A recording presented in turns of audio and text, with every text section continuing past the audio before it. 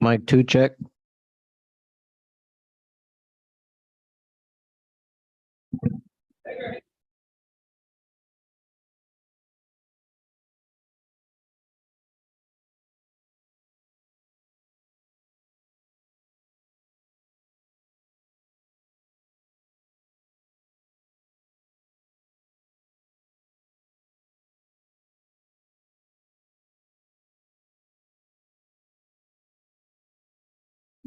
Mic two check. Mic two check.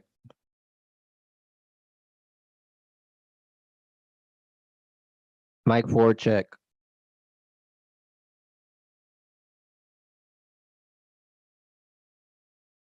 Mic three check.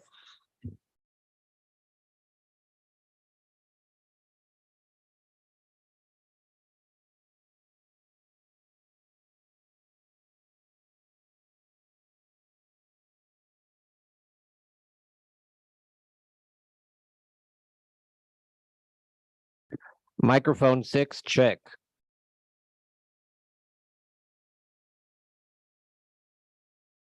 Oh, whatever the order is. Wireless mic one. Mic five check. Mic seven check.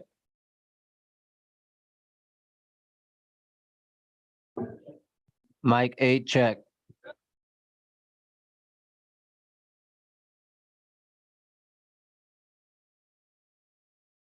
Mic 10 check.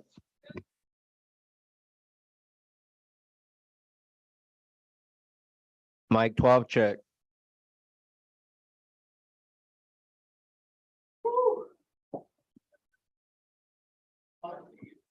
I just, Clerk mic check. Staff one check. Staff two check.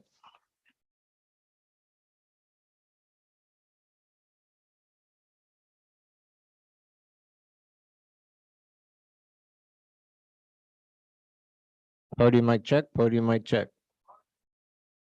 Mic two check. Mic two.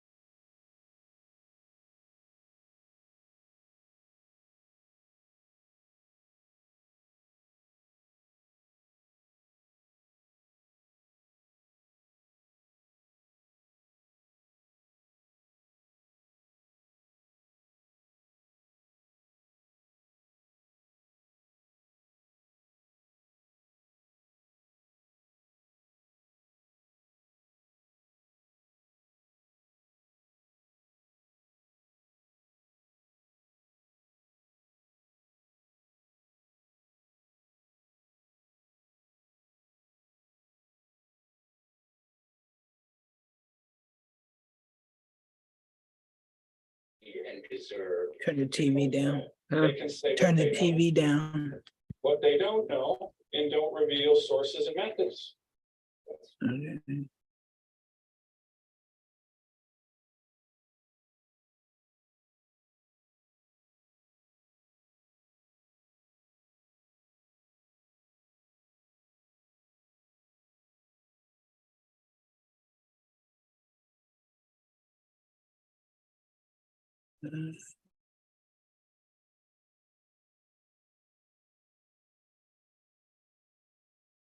Okay. There it is.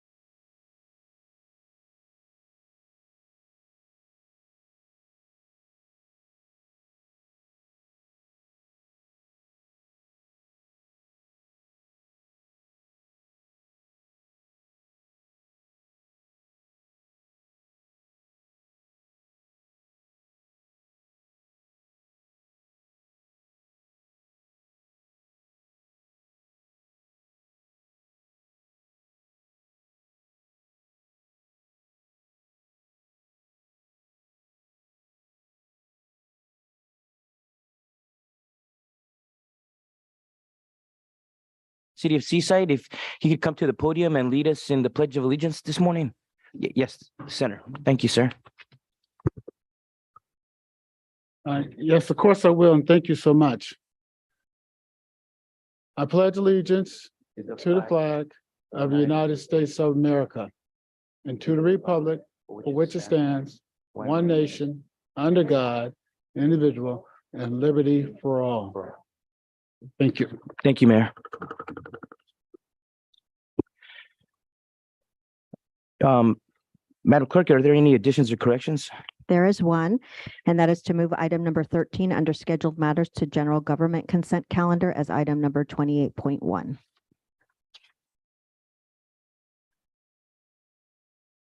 Okay. Thank you. This morning, now let's go to our ceremonial resolutions. We have three, two with presentations for today. If we could have a motion to approve or any comments from my colleagues on the ceremonial resolutions. Lopez moves approval. There's a second. Okay, is there any comments from the public on the ceremonial resolutions? Not online, okay. If we could take a roll call, Madam Clerk. Supervisor Church. Supervisor Lopez. Aye. Supervisor Adams, sorry. But my hope is that we will have some discussion for the presentations. Thank you. Aye. And Chair Supervisor Alejo. Aye. Motion carries 4-0. And today, to start us off, we are going to take up the resolution proclaiming February 2023 as Black History Month in Monterey County. And today, to receive this resolution, we are honored to have the Mayor of Seaside, Ian Oglesby, and I'll take the mic in the front.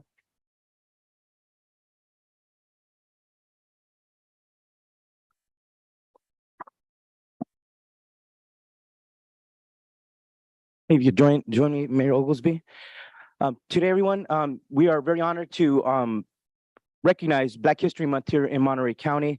This resolution that we just approved states in part, African-American history is an integral part of American history since our nation's bicentennial in 1976. February has been designated as a month to emphasize, recognize, and celebrate the contributions and achievements of African-Americans. The County of Monterey can count among its past and present citizens many African-American leaders, educators, social justice pioneers with state, national, and international historic prominence. African Americans of all walks of life have made significant contributions throughout the history of Monterey County and continue to serve at the highest levels of business, government, arts, education, nonprofit organizations, civil rights, and the military, to name a few. In this year's resolution, we also wanted to recognize the leaders, elected leaders in Monterey County. And it says that the County of Monterey honors its leaders who proudly serve on many important elected leadership positions, including Seaside Mayor Ian Oglesby, Monterey Mayor Tyler Williamson, Monterey Council Member Kim Barber, Monterey County Office of Education Board Member Mary Claypool, Monterey Peninsula Community College District Board Member Yuri Anderson, Monterey Peninsula Unified School District School Board Member Betty Lusk, Monterey Peninsula College Board Member Rosaline Green, Monterey Peninsula College Board Member Debbie Anthony, Monterey Peninsula Water District Board Member Alvin Edwards, and North County Fire District Board Member Jacqueline Simon. The County of Monterey strives to be an inclusive community in which all of our diverse residents, past, present, and future, are respected and recognized for their valuable accomplishments, leadership, and contributions to Monterey County, the state of California, and our nation. Therefore, be it resolved that the Board of Supervisors of the County of Monterey, on behalf of all our citizens, residents thereof, declared the month of February 2023 as Black History Month in Monterey County and urges all our residents to join in celebrating the accomplishments, leadership, and contributions of African Americans in Monterey County and beyond. And with that, we want to present this resolution to Ian Oglesby. Thank you very much. We can give him a round of applause, everybody. All right. Thank you for joining us, sir. And I just wanted to say some comments about Ian Oglesby. He started his career here in the United States Army at the age of 17 as a very young man before eventually taking a position with the California Department of Corrections and Rehabilitation. In 2018, Mayor Oglesby was first elected to serve the city of Seaside as mayor and was reelected in 2020 and 2022. And he currently sits on numerous boards and commissions, and we want to recognize him for his ongoing commitment to positively promote Seaside and improve the quality of life of all of its citizens. With that, we'll pass it to you. Thank you so much, Chair Leho. I would like to ask that we allow our senior pastor in the city of Seaside, Reverend Anthony Dunham of Friendship Baptist Church, to say a few words after me. I would just say quickly, I want to thank the Board of Supervisors for this resolution, your continued support and recognition of the significant and contribution of African Americans in this society and all Americans. I know you guys are focused on that. It's hard to tell the history of America if you don't include all Americans. I won't say include African American history. It's just all Americans are included in American history, and all of you recognize that, and we appreciate you so much for that. And now I'd like to ask Reverend Dunham to say a few words. Amen. Thank you, Brother Mayor, and to the supervisors and to each of you. I'm Anthony Dunham, the proud pastor of the Friendship Baptist Church and the moderator of the Monterey Bay Baptist District Association. I've been pastoring Friendship for 30 years, which is the place where Dr. Martin Luther King spoke at. And so I'm very proud to be there, but Seaside has always been a strong base for the Black community, and I thank God for the county for recognizing the works of our Black community. Thank you so much. And I don't know if our colleagues want to, before we take a photo together, any comments? Yes, Supervisor. I just want to make a brief comment. Thank you so much for being here with us today. It's a very important resolution that we're making, and I'm very thankful that we as a county, and I thank Supervisor Alejo for bringing this forward. I heard something on a program on television the other morning, but it was referring to when the Buffalo Soldiers were here early on at the Presidio, and how, it was a very critical time. They were here for virtually 2 years doing much of the building that has now become the Presidio. But sadly, of course, while they were here and while they were working, they were honored. But when they went out, they were not. And it just, I agree with what you were saying, that all Americans need to be honored and remembered. And I just thank you very much. And it's terrific to be here to commemorate Black Awareness Month. Thanks. And just really to second that, it really is, it's great to honor all Americans, but it's particularly great to be able to honor African Americans this month for the many contributions and from the beginning of this state's history and this country's history, and for your service here today as well, and others like you serving now. Supervisor Lopez. Thank you, Supervisor Alejo. Just want to comment on the way you opened the presentation today, calling out several elected leaders in our community and the faith and trust that community has placed in them. I just want to share that I too thank them for taking that critical step of walking forward into sometimes difficult positions and being a voice for community. Often we see other elected leaders try to be that voice for community, but during a month like this, when it is Black History Month and we're elevating voices, the fact that so many strong leaders have come up through Monterey County and continue to lead from their core, from their center on behalf of their community. That's something that I'm thankful for. And Mayor Oglesby, I've always seen you as an extremely strong leader in my time here in the county. And so I want to thank you for your leadership. I see Helen Rucker on the Zoom with me and just want to continue to appreciate those voices who I've seen step up over time and often make that hard call and make sure that a voice is heard on behalf of a community that can be marginalized. And I think that's part of what using this month is for, is to tell your stories. And I just appreciate all of that leadership that I know continues to this day and beyond. And so happy to support this resolution. Thank you, Mr. Chair. Thank you very much. And if we could ask Supervisor Church and Adams to join us for a photo. And we do have one more resolution honoring the legendary Helen Rucker next as part of this celebration.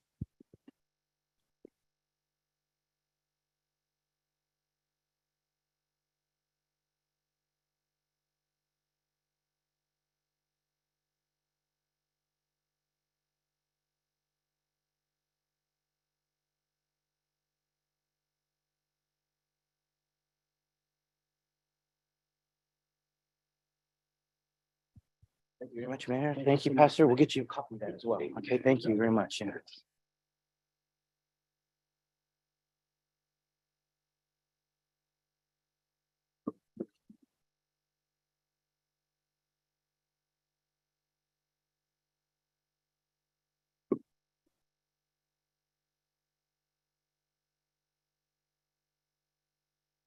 We're going to go to our next resolution, our next guest of honor.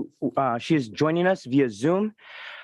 We are, as part of Black History Month in Monterey County, as chair of the board and along with my colleague Supervisor Askew, we wanted to take an opportunity to honor and recognize the accomplishments of Helen Rucker and declaring today, Valentine's Day, February 14th, 2023, as Helen Rucker Day in Monterey County. Helen Rucker is a native of Louisiana. She arrived in Seaside in 1968 with her husband, who was a U.S. Army veteran. Helen is a retired teacher, librarian, longtime community activist in the Monterey Peninsula and the city of Seaside. Helen Rucker has dedicated her career and life to civil rights and community engagement. But she began her activism by holding voter registration information sessions in Louisiana and later in California. She has served on the Monterey Peninsula Unified School District Board of Trustees, the Seaside City Council, and as a former president of the Monterey County branch of the NAACP. Helen Rucker is the founder of the Seaside Voter Education Center since 1964, an organization dedicated to inspire young people of color to vote, and launched the Seaside Voter Education Center in 2008, where she registers voters and educates them on vital neighborhood concerns. In 2017, she was awarded the Monterey County branch of the National Association of the Advancement of Colored People Medgar Evers Freedom Legacy Award for her work on behalf of civil rights and civic engagement. In 2019, she received the Community Woman of Distinction from the Women's Leadership Council at the California State University, Monterey Bay. Helen Rucker continues to be a trailblazer throughout Monterey County by spreading the word of the importance and the privilege of participating in our democracy. So today, the Board of Supervisors, on behalf of our county and all our residents thereof, recognize the exemplary lifetime achievements and accomplishments, leadership, and activism of Helen Rucker, and declares February 14th, 2023 as Helen Rucker Day in Monterey County as part of our proud celebration of Black History Month in our county. And with that, we will pass the mic to our honored guest today, Helen Rucker, and I know she has someone helping her here on Zoom as well.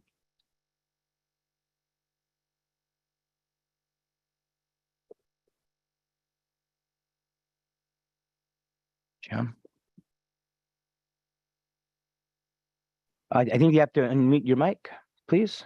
Okay. They're perfect. Ms. All Rucker, right. great to have you with us here today. Thank you. Well, I just wanted to say to everybody how pleased. Her mic is off. Helen, we might have to start over. Your mic is off.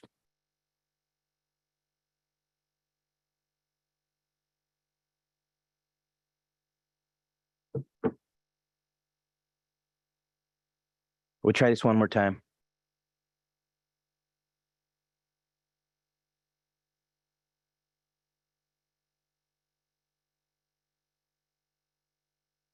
She unmuted. Okay, let's try this one more time. Wait a minute.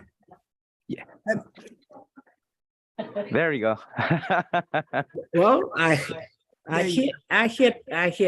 Uh-huh. Okay, Perfect. now- Speak again. Yes, please start over, Ms. Rucker. Oh, okay, thank you. I'm always pleased to be honored by such a distinguished group.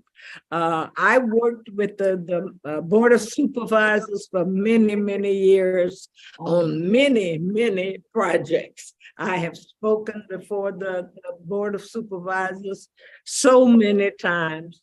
But I still remember working with you and working for you on all types of projects. So thank you for honoring me. I am proud, I am pleased to be honored by the Board of Supervisors of Monterey County. Keep up the good work. Keep up encouraging young people to register and to vote, which has been my life's work. Thank you. Thank you very much. Can we give Helen Rucker a big round of applause, everyone? Thank you, thank you. Rucker, I just wanted to tell you as a supervisor here representing Salinas that what an inspiration you are. You are the complete example of what public service is all about and what it means to be a champion for social justice and equality for all. And I just wanted to say you really set an example for all of us in public office, and really wanted just to take a moment out of our busy schedules to just commend you for your lifetime of work and achievements and really making Monterey County a better place for all its citizens. And with that, I'll pass the mic to Supervisor Adams and my other colleagues. Thank you, Supervisor Alejo. Helen, I have been to so many events where we are honoring you, and it will never be enough. From the bottom of my heart, thank you for letting me and many other women like I am stand on your shoulders to continue the work that you certainly laid a strong groundwork for. So I just continue to appreciate you. I also think you're a whole lot of fun, which is a great thing to do. So thank you and congratulations, and thank you for accepting this award from us as the Board of Supervisors. Thank you. Supervisor Church. Thank you. Helen, I also want to just really commend you for a real lifetime of service. I remember your name when I was a young man without gray hair, and you were doing good things then. And it just shows how committed and how, and how passionate and how successful you've been and achieving so many things. And you refer to the board here of doing good things, but anything we do is good is only because people such as yourself who are engaged in the community and involved are pushing for things, pushing for positive change. And I just really want to thank you for everything you've done. I think this whole county should thank you. Thank you, Supervisor Church. Supervisor Lopez. Yeah, thank you, Helen. Earlier, someone referred to you as a legend. And I've got to tell you, one year I was very fortunate to attend the Panetta dinner. And I was not nervous at all until I was told I was sitting next to Helen Rucker. And we spent the whole night there chatting, and you shared some incredible stories. And I think that was the most nervous I'd ever been in that setting. But you shared so much of your history, your experience, and I am forever grateful for that direct knowledge you imparted on me and for all the work that you've done on behalf of all of our communities here in Monterey County. And we know your chapters aren't done yet, so look forward to what comes next in your epic. Thank you for all you've done and all you will continue to do, Helen. Thank you. And I just want to give opportunity to Mayor Oglesby or our pastor, if you want to make any comments for Ms. Rucker. We'd love to hear from you as well. This on? Yes. Okay, thank you so much. I'll be brief, but I think I heard a lot from the supervisors, and you encapsulated everything about Ms. Rucker. She is a legend, a living legend. She has been awarded many attributes and honors in her lifetime for her leadership. And I particularly appreciate what Supervisor Adams said about all of us standing on her shoulders, fighting for so many different things, whether it's civil rights, equal rights, education, and most importantly for us as elected officials, voting rights. And so I want to thank you so much for honoring her this month and the work that you do here at the Board of Supervisors. Thank you so much. All right. Thank you. Okay. All right. Thank you very much. With that, Ms. Rucker, we just want to say thank you very much for joining us today, and we'll make sure to deliver that resolution to you as well. Okay, the last thing that was on our resolutions was just the one just to support and bring awareness to the devastation in Turkey and northern Syria. I believe there's now over 37,000 deaths in those countries. And we do have some of our county staff that are of Turkish descent, and our staff had just requested to be able to email those legitimate places where county employees could donate to help the victims of the earthquakes in those countries. So with that, thank you to our county staff for bringing that to our attention. We will now go to appointments. These are items number 5 through number 9. Move approval of the appointments. Okay, we've got a motion by Adams. Is there a second? Second by Church. Any comments from the public on the appointments? See none? Okay, if we could call the roll, Madam Clerk. Supervisor Church. Aye. Supervisor Lopez. Aye. Supervisor Adams. Aye. And Chair Supervisor Alejo. Aye. Motion carries unanimously. 4-0. Now we're going to go to consent calendar. These are items 19 through 28. And we also moved item 13 to the consent. 28.1. Okay, could I have a motion on consent? I'll move approval of the consent calendar. A second by Supervisor Church, motion by Adams. Any public comments on consent calendar? Seeing none, Madam Clerk, we call the roll. Supervisor Church. Supervisor Lopez. Aye. Supervisor Adams. Aye. And Chair Supervisor Alejo. Aye, motion carries unanimously. We are now going to general public comments. This is agenda item number 11. This is an opportunity for the public to comment on any items not on today's agenda. If you could come to the podium and we'll give a couple minutes.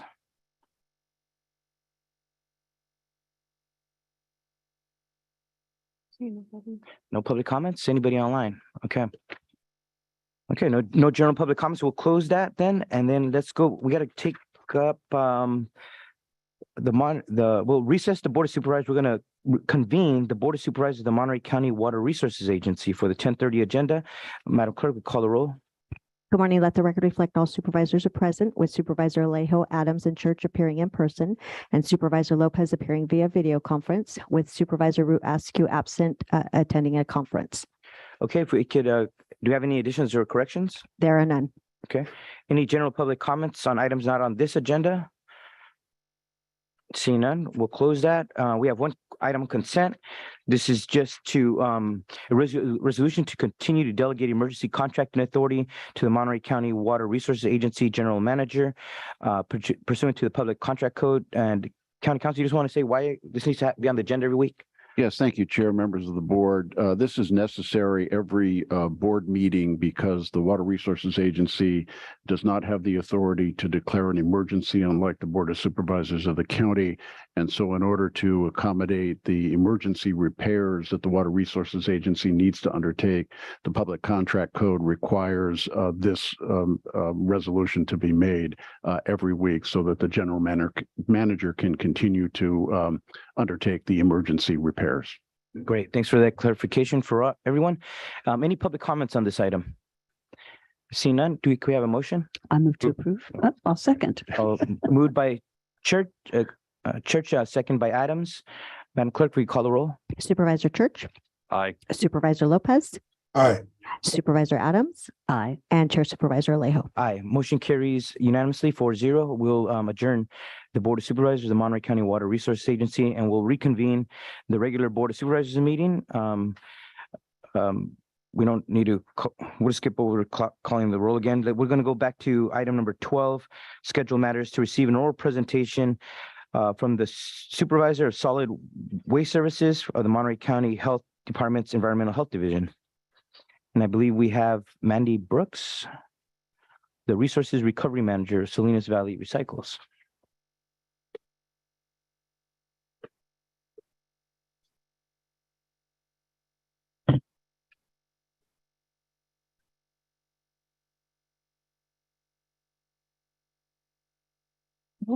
This is live. This part of our efforts on illegal dumping and litter abatement. Are we ready to go? Yes. Okay, thank you. Thank you, Chair Alejo and members of the Board of Supervisors for your time. I really do appreciate it. My name is Maria Fredine. I'm the Supervisor of Solid Waste Services for Environmental Health Bureau.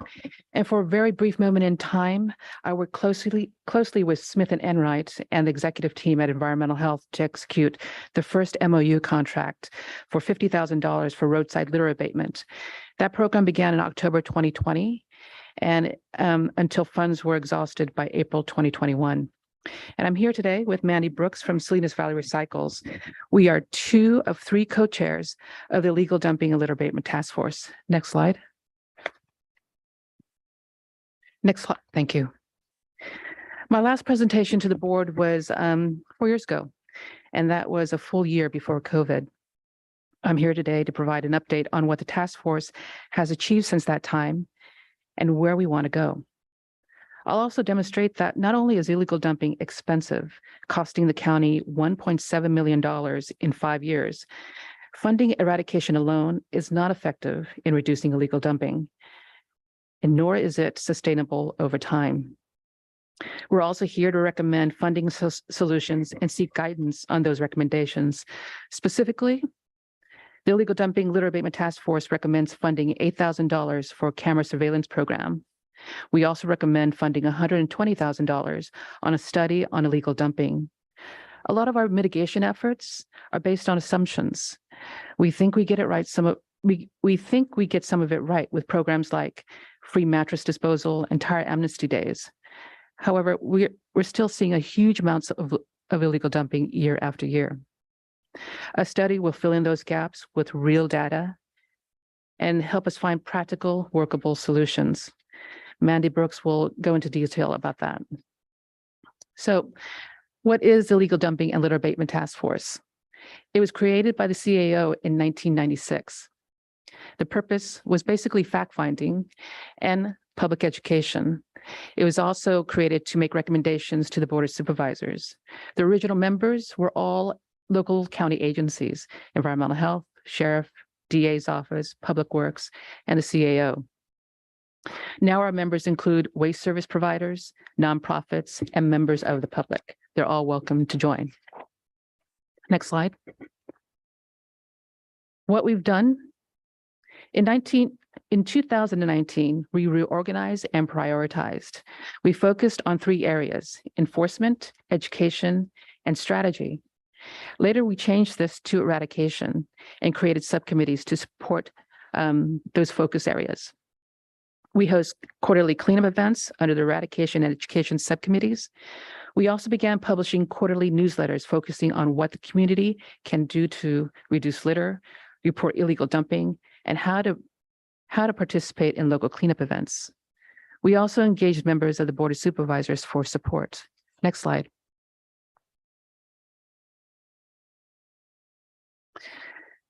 We spent a lot of time researching cameras, what types of cameras are being used, who's using them, how much they cost, and the pros and cons. We applied for 2 grants, one from CalRecycle's Illegal Disposal Site Abatement Program, which would have funded a 2-year pilot program using cameras at designated hotspots in Monterey County. This grant was budgeted for $157,000. The grant for the Mattress Recycling Council would have funded $120,000 for a pilot study on illegally dumped mattresses. While the proposals were not funded, the effort going through the grant process gave us a framework for moving forward. Next slide, please. We continue to meet quarterly as a task force and monthly in our subcommittees. We are many years into our annual Earth Day cleanup event at Carr Lake, and I especially want to thank Chair Alejo for joining us last year on that event. It was both unexpected and fun. We also have our voucher program, funded with $10,000 annually by Salinas Valley Recycles and Regen Monterey. It's administered by Environmental Health and allows free disposal for community cleanup events and property owners who are victims of illegal dumping. Application for the voucher is online and it is open to the public. Since 2018, the program has issued 226 vouchers and collected 99,792 pounds of trash, pardon me. Next slide. On the state level, there's a lot of activity. Illegal dumping is a concern in all jurisdictions across the state. Specifically, Alameda County inaugurated their annual conference on illegal dumping in 2021, with County Supervisor Nate Miley hosting the event. The State Illegal Dumping Task Force is very active and leads heavily on coordinating across disciplines with law enforcement, DA offices, CHP, and the local enforcement agencies. There's also lots of discussion on cameras, who's using them, how cameras are chosen, what they cost, and how they're funded. Next slide, please. What we learned. We have a new way of looking at illegal dumping. It's really a framework to help us fight illegal dumping and hopefully be more effective and successful. The first thing is the 3 E's: enforcement, education, and eradication. Education to mitigate illegal dumping upstream, eradication to remove illegal dumping when it happens downstream, and enforcement to deter illegal dumping. Again, These things must work together to be effective. The second thing we learned is that political support is essential. Me working in my agency fighting illegal dumping is not going to be very effective, and it's certainly not going to be sustainable over time. And the last thing we learned, which is of course intuitive, is that illegal dumping is expensive and requires money. Next slide, please. So this is where we are. The Illegal Dumping Litter Abatement Task Force is not funded. Of the 3 E's, education, eradication, and enforcement, eradication is funded. Education and enforcement are left to agencies and their resources. Next slide, please. So what does it cost? In the 5 fiscal years, Monterey County spent $1.7 million for roadside cleanup. This is the cost of labor, equipment, and disposal for Monterey County Public Works. Fiscal year 2019 and 2020, that was COVID. Costs appear reduced because we were sheltered in place. Crews were initially restricted from working together in confined spaces. The reality is, illegal dumping did not abate during this time. Next slide, please. If we take a look at those numbers and break it down, there are 3 waste types: general litter, request for services. That's when I call Public Works and report mattresses or tires on a road. This is also adopt a road. And there's also hazardous waste. Hazardous waste is treated differently, it's stored differently, and of course it costs much more than regular solid waste.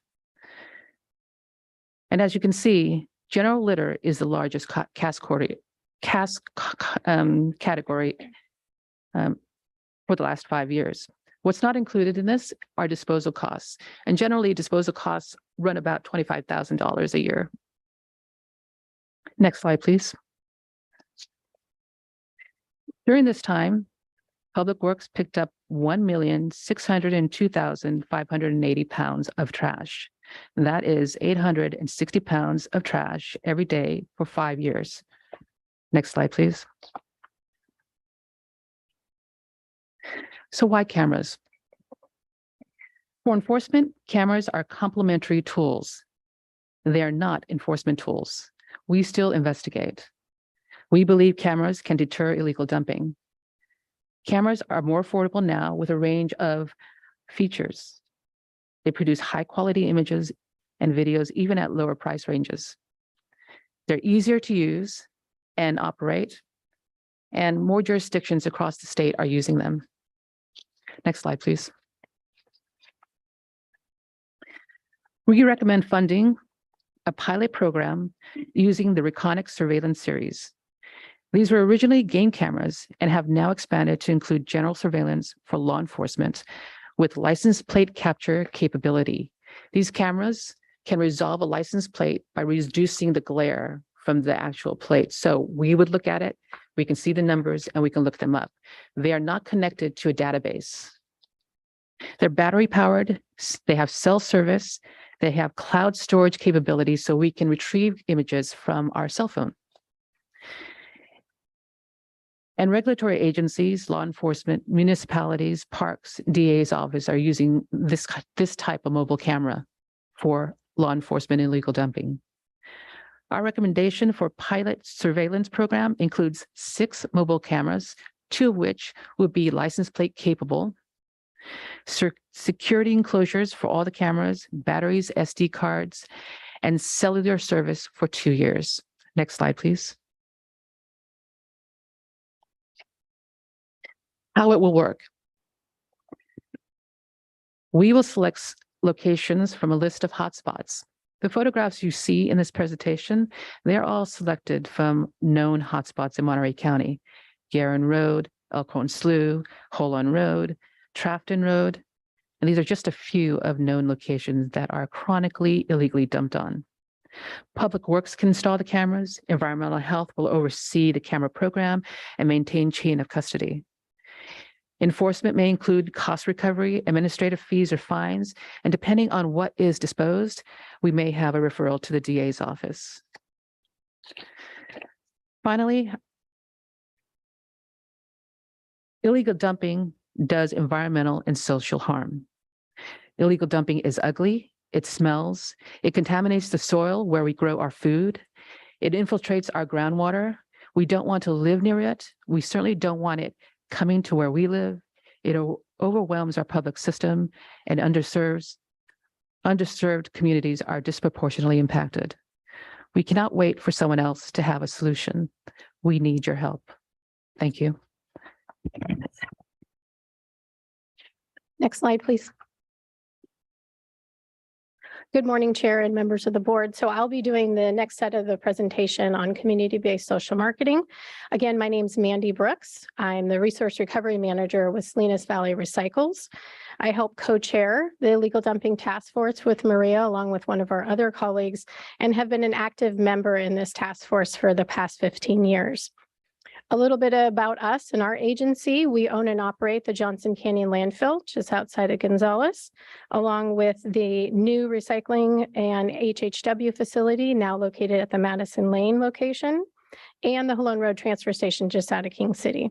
Our agency also contributes on an annual basis to the county's new roadside litter cleanup crew with a contract with Smith and Enright that happened a few years ago that Maria already mentioned. And I also wanted to acknowledge Supervisor Lopez as well as former Supervisor Phillips, as they have been champions in helping us reduce illegal dumping throughout the county, and thank them both for their support of this program, along with their efforts to help bring this topic to the full board. Next slide. So my part of the presentation is regarding the educational component of the 3 E's that Maria just mentioned, and really has to do with behavior change. Community-based social marketing is a framework that incorporates psychology and social marketing to create targeted behavior change. It's a data-driven process that focuses on reducing barriers to the targeted behavior while incorporating behavioral science tools to enhance motivation. Community-based social marketing is not to be confused with social media marketing, which is just advertising on social media platforms like Facebook or Instagram or TikTok. Next slide, please. So as Maria also already mentioned, there's been a lot of great work that's come out of the task force in the last couple of years, especially with that focus on the need for establishing the programs for each of the 3 E's, education, eradication, and enforcement, and for those to be in place for overall program to be effective. But illegal dumping continues to happen throughout the county, and it seems that we are in a constant and expensive reactionary response loop of dump, educate, clean up, and repeat. We know there are many assumptions, theories, and even some personal opinions on why it continues to happen in our county, but we have nothing based on fact or data. Having the cameras to assist with the eradication piece and also understanding why illegal dumping continues to happen will guide the right educational messages that will resonate locally to encourage proper disposal behavior and help slow or stop this expensive response loop that we find ourselves in. Next slide. So last week, along with our agency, along with the Monterey Bay Aquarium, Regen Monterey, and several other agencies co-sponsored a 3-day community-based social marketing virtual workshop for a variety of local agencies that administer programs focused on behavior change. One of the things that stood out to me from the workshop was this quote from social researcher Andrew Darton. He's with the University of Westminster in the UK. And what he found in his research was that at least 80% of the factors influencing pro-environmental behaviors do not stem from knowledge or awareness. So no matter how many times we post a sign or we inform the public or make them aware of all of the free programs that are already currently available to help reduce illegal dumping, this alone will not change human behavior. Next slide. Our agency recently completed a community-based social marketing project for the new curbside food scraps program that was rolled out last year, and that was throughout the county. So we're very familiar with the process. It is a long process, but it is a worthwhile process. The 5 steps for implementing community-based social marketing projects are as follows. First, you select the behavior to promote, which in this case would be proper disposal of bulky items. And if you think of items like mattresses or TVs or tires commonly found on the roadside, along with just general household garbage. Second, you identify barriers and benefits. Third, develop strategies. And fourth, pilot test those strategies, and then finally implement and evaluate the strategies broadly. Next slide. So the planning process for community-based social marketing is first to conduct the research to identify motivations for illegal dumping through extensive literature and data review. And this can take a little bit of time. Over the years, however, a number of regional and statewide studies have been conducted about reducing illegal dumping, which could be very helpful for completing this part of the process. The second step is then to identify the barriers to proper disposal of bulky items. That would be conducted through mail-in surveys to residents, along with in-depth interviews with local stakeholders. And third is to then finally develop strategies and messages based on the literature review and the survey and interview responses specific to Monterey County residents that will most likely encourage proper disposal behaviors. Next slide. So the estimated cost for the countywide community-based social marketing project for illegal dumping would range between $95,000 to $120,000. And again, this would include that in-depth literature and data review, the studies, in-depth stakeholder studies and interviews, the mail-in survey to the 1,600 residents, and then recommendations on messaging and strategies for the targeting behavior change. Our agency, as Maria had already mentioned, on behalf of the task force, submitted a grant application back in November to the Mattress Recycling Council's open RFP to help fund this portion of the project.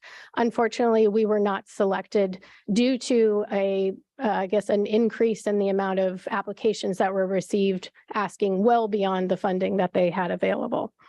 So as such, this task force is looking for direction from the board on the request for financial support to not only purchase the cameras that Maria mentioned, but also conduct this countywide community-based social marketing research, which would be the first of its kind. Our agency, Salinas Valley Recycles, has agreed to lead the project if the county is willing to fund it.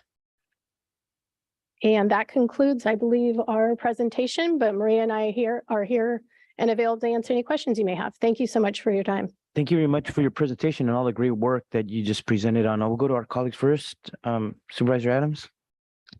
Thank you. Thank you so much for bringing this forward and bringing to our attention the need for more enforcement and education. I think with the costs of an impact of eradication, it seems like what we're talking about here, education going first, et cetera, is that an ounce of prevention is worth a pound of cure.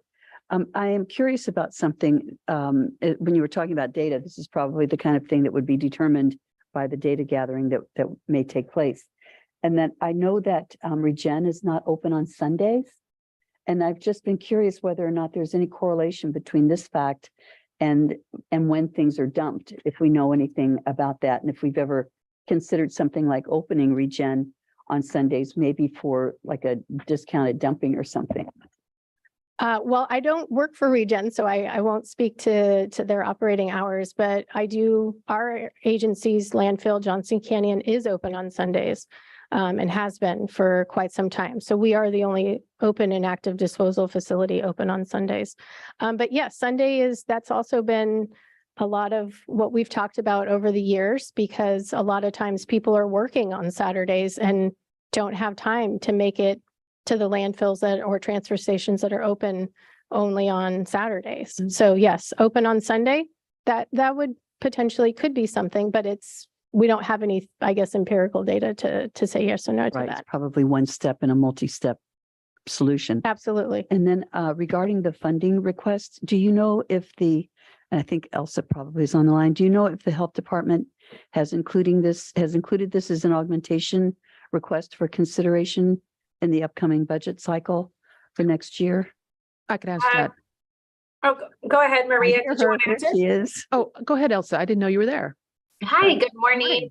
Elsa Jimenez with the Health Department. Thank you for the great presentation to our team members and to you for the question. Yes, the health department does plan on submitting a couple of budget augmentations for the funding that is being requested by the task force. Excellent. And then another question to follow up. Is there an urgency to have this request come sooner than the budget timing? Maria? And At this stage, my apologies. At this stage, there's no urgency to the request. Okay, good. Okay.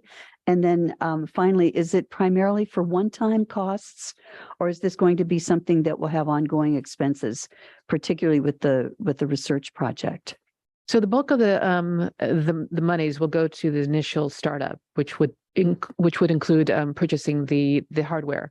There will be ongoing costs associated with cell service, but the $8,000 would assumes a 2-year program. But after that, yes, and potentially also servicing the cameras for unforeseen mechanical issues, and also honestly, potential for vandalism for the cameras. Right. This was an issue with other jurisdictions. Cameras were shot at, stolen, and so there might be an opportunity for repurchase or repair. Okay, thank you very much for your responses. Thank you. All right, Supervisor Church. Thank you. Yeah, and thank you for all your good work and efforts on trying to deal with this real blight throughout the county. A couple just informational questions. How many hotspots are there identified in the county?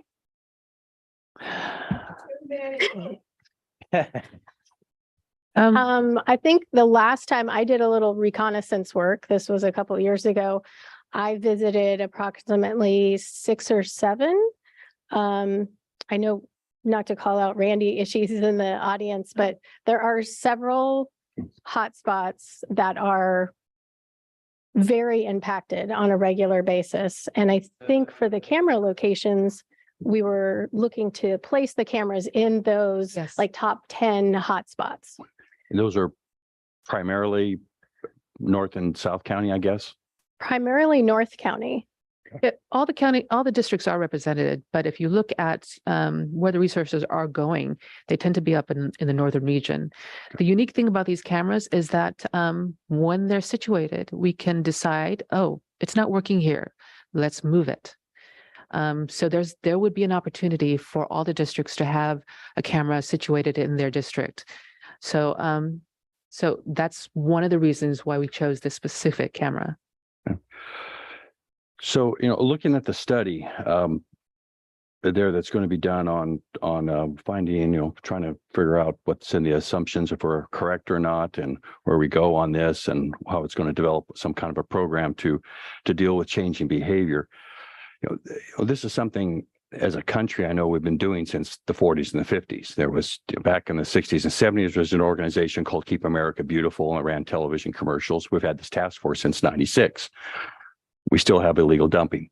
The EPA, the California Department of Resources, Recycling and Recovery have done a lot of studies on why people are doing this. There's a lot of reasons there. I wonder if by chance any of you have looked into any of those. I know the most, the two, wherever we've looked at this here in the country in studies, the two things that stand out is it turns out to be cost of going to a legal place to dump, and to accessibility. But I want to know if you've looked at other studies and consideration onto that. We have, especially with Alameda County and their task force and their new statewide conference that they put on. There's a lot of studies that are happening locally.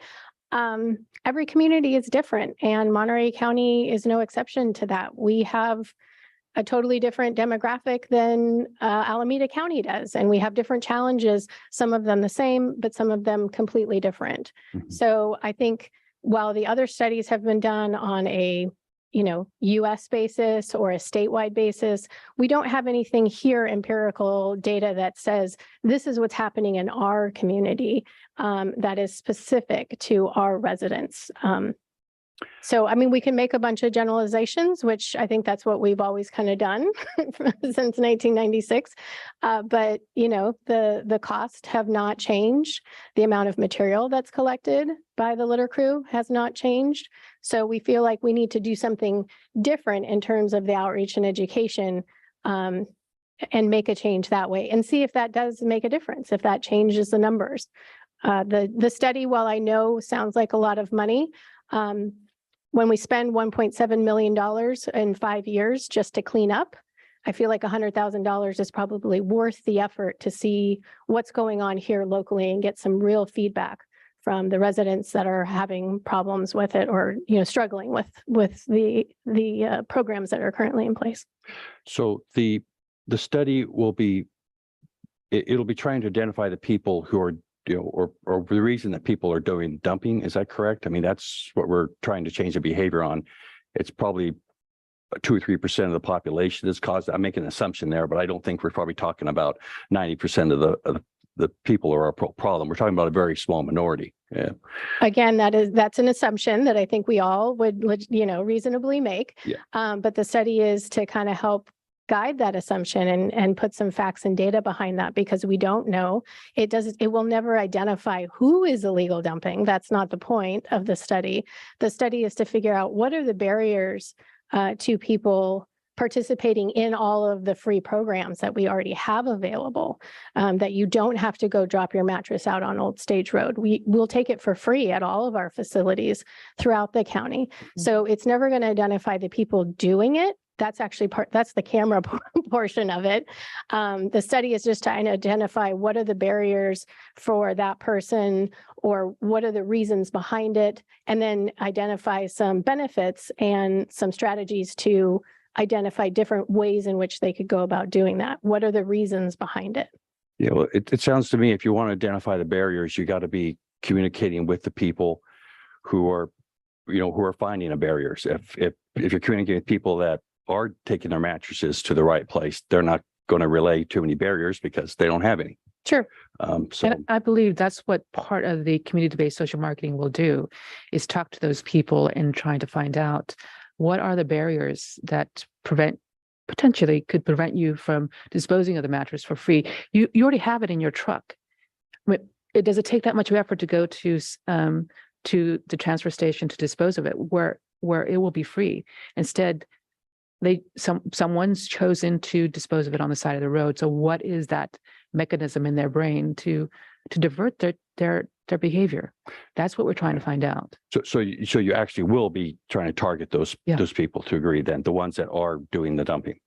That would be part of the focus. Yes. Thank you. All right, Supervisor Lopez. Thank you, Supervisor Alejo. Just first off, want to thank the entire task force for the work they've done, and especially our 3 co-chairs who've put in a lot of work over the years to bring these recommendations forward.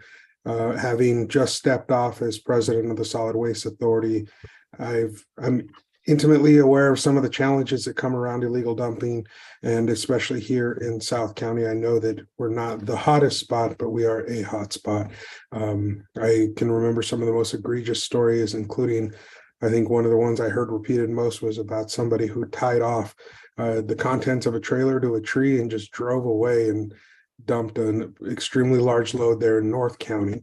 I remember hearing that story repeatedly. So we're getting that message out, but I agree that our challenge here and part of this process will be identifying as many people as we can willing to share their stories about, you know, what they have heard or what they have experienced, and desiring instead to dump illegally rather than going to the legal facilities.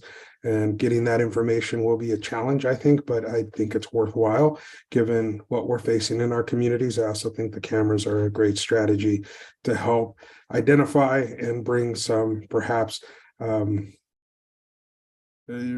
would you call them, consequences for some of those folks if some of those images get shared. And so I think all those pieces can truly be helpful in a larger education campaign. I hope as we go out and survey, we do it in every language that we can identify in Monterey County, not just English and Spanish, but really looking at the challenges around certain communities like mine here in Greenfield with language barriers, and making sure that we're helping to educate moving from here on out as well in all of those languages.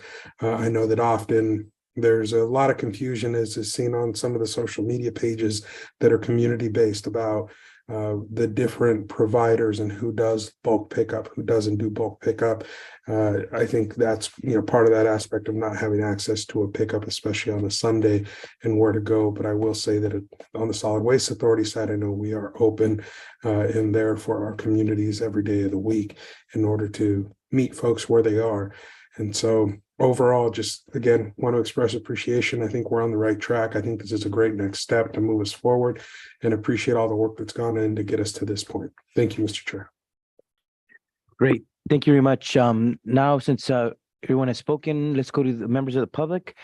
If anybody would like to speak on the presentation, and I want to also recognize all the task force members for being here and all the work that you've done collaboratively throughout the year. So we'll give a couple minutes. Yeah. Hi, I'm RGK, and I'm the longest standing member on the Illegal Dumping and Litter Abatement Task Force. This is my dress vest, public safety vest, not the one that I actually go out and get the trash and the illegal dumping. And Supervisor Church, he's actually stopped when he has seen me and helped me. So I really want to thank you for that. And the two things that I'm most proudest of our task force is the disposal vouchers that we came up with, and the recognizing in April with Earth Day month, a cleanup in Monterey County. It was something that I proposed years ago, knowing how coastal cleanup was so successful in the state. And so this is something that the county has adopted, and I hope that somebody will make the referral, or I request that again this April that there be a recognition of cleanup day.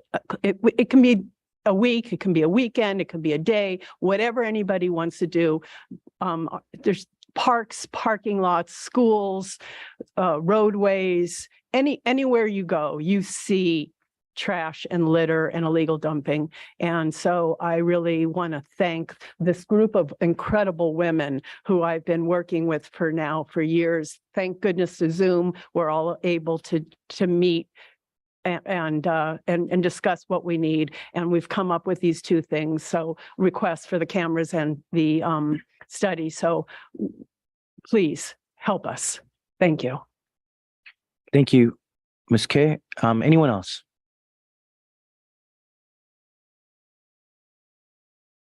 Good morning, Kristen O'Hara with Regen Monterey. I just want to mention that I have taken your notes, your comments, and I will bring it back for discussion with our general manager. We appreciate your support greatly. Thank you. Thank you. Anyone else? Good morning, members of the board and general public. I'm Liz Hall. I'm the public sector manager for waste management here in Monterey County. And as the waste hauler in the unincorporated portions of the county, I just want to thank these wonderful people and for your support on all the programs that we try to push with our residents that are underutilized. You know, we do offer bulky pickup, but we also offer the bulky community drop-off events that are mostly focused in North and South County, where unfortunately those communities are disproportionately affected by illegal dumping. But I just want to thank my colleagues for making this presentation on behalf of all the agencies that work hard to try and curb this action in our communities, and just, yes, echo the sentiments that we would love your continued support and hopefully take this even further. Thank you. Thank you. Anyone else? Let's go to, There's somebody. we're going to go to those online. Kevin Dayton. Hello, supervisors. Kevin Dayton, speaking on behalf of Salinas Valley Chamber of Commerce. Last year, our Business Journal monthly newspaper had an article about the causes of littering and dumping. And then we had a second article talking about some of the solutions, where we praise this committee and the efforts of these public waste agencies and other private organizations to try to deal with the litter and dumping problem. It's a real shame just driving around. I'm not sure it's quite as bad as it was during the height of the COVID restrictions, but what a shame looking around our beautiful county and seeing the dumping and littering. And apparently we just have some residents here who have no interest or concern in it. And yes, Supervisor Church's district is especially bad. It's very sad seeing that. So the Chamber of Commerce would support continued efforts here to try to deal with the dumping and litter so that both residents and visitors can enjoy this area without seeing all that irresponsible behavior. Thank you. Thank you. Anyone else? All right, we'll bring this back to the board.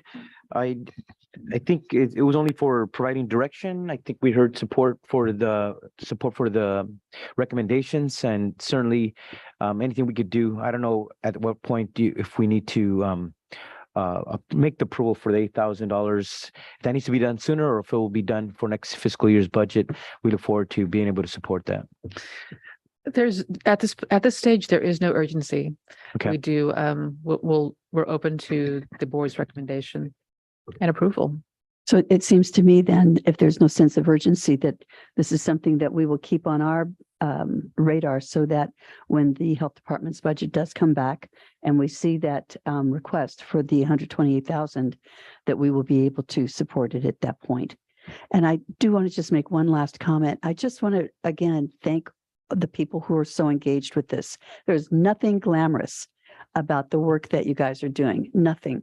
And you are doing it solely because you want to improve the health and the look of our communities and to make people's lives better. So I just felt like I wanted to make that specific comment to you guys. So thank you again. Agreed. Thank you. Supervisor Church? Yeah, I actually have quite several comments, and I'm really supportive of the camera. I think it would be really good to have even a more robust program on this. I think this is, a really important path to go down. However, regarding the study, as it's laid out, I have a hard time seeing how it's going to be effective, how it's going to change behavior, and how it's even going to be economical.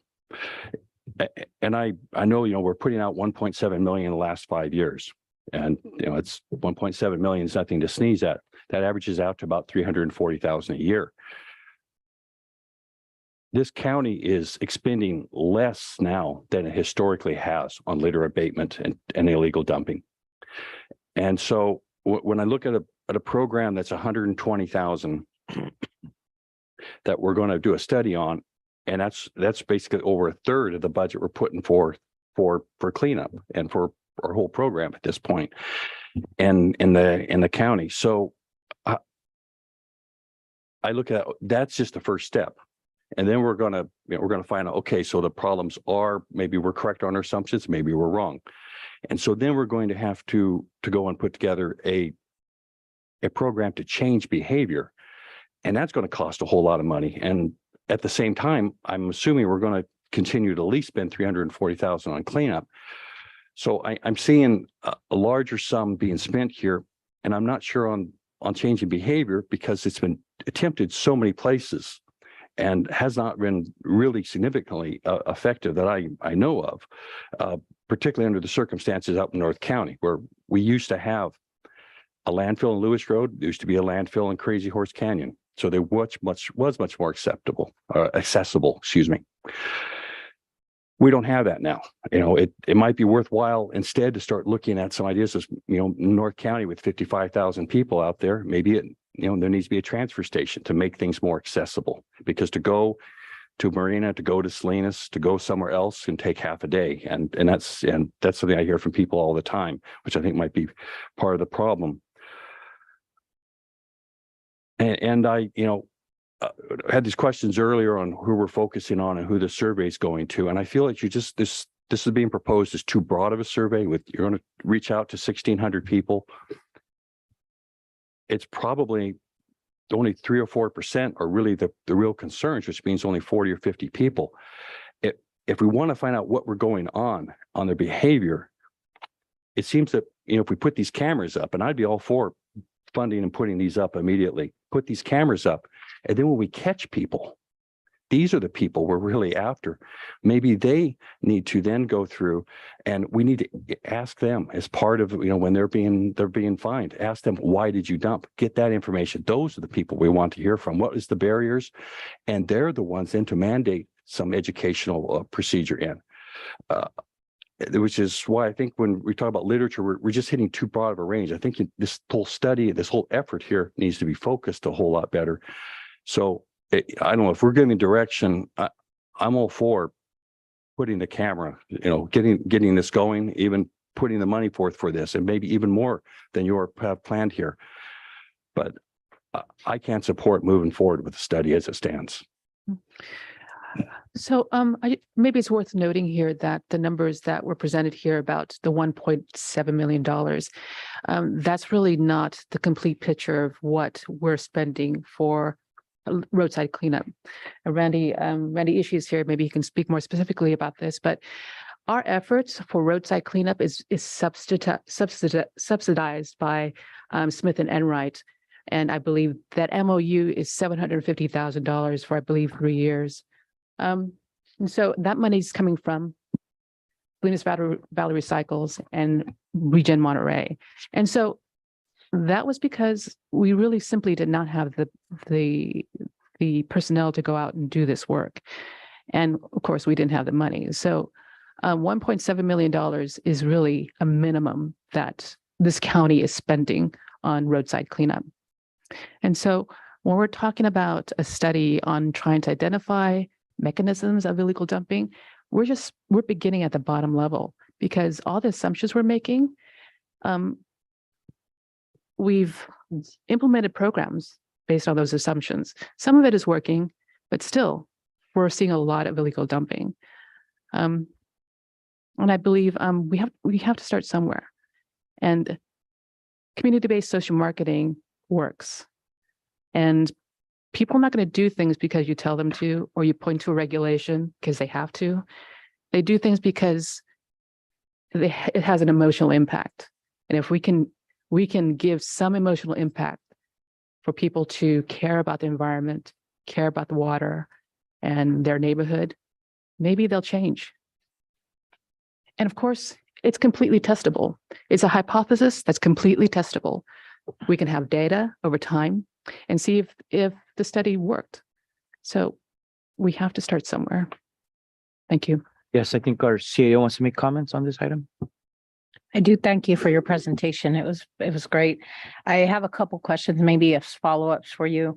In terms of enforcement, whether or not that's occurring now, and some of when enforcement is in place, the types of materials that are being identified as being dropped off. If we have individuals who are hiring people to move the debris or whatever it might be, roofing or carpet or whatever it might be, and anticipating that those individuals are actually going to drop them off properly, take them to the proper disposal site.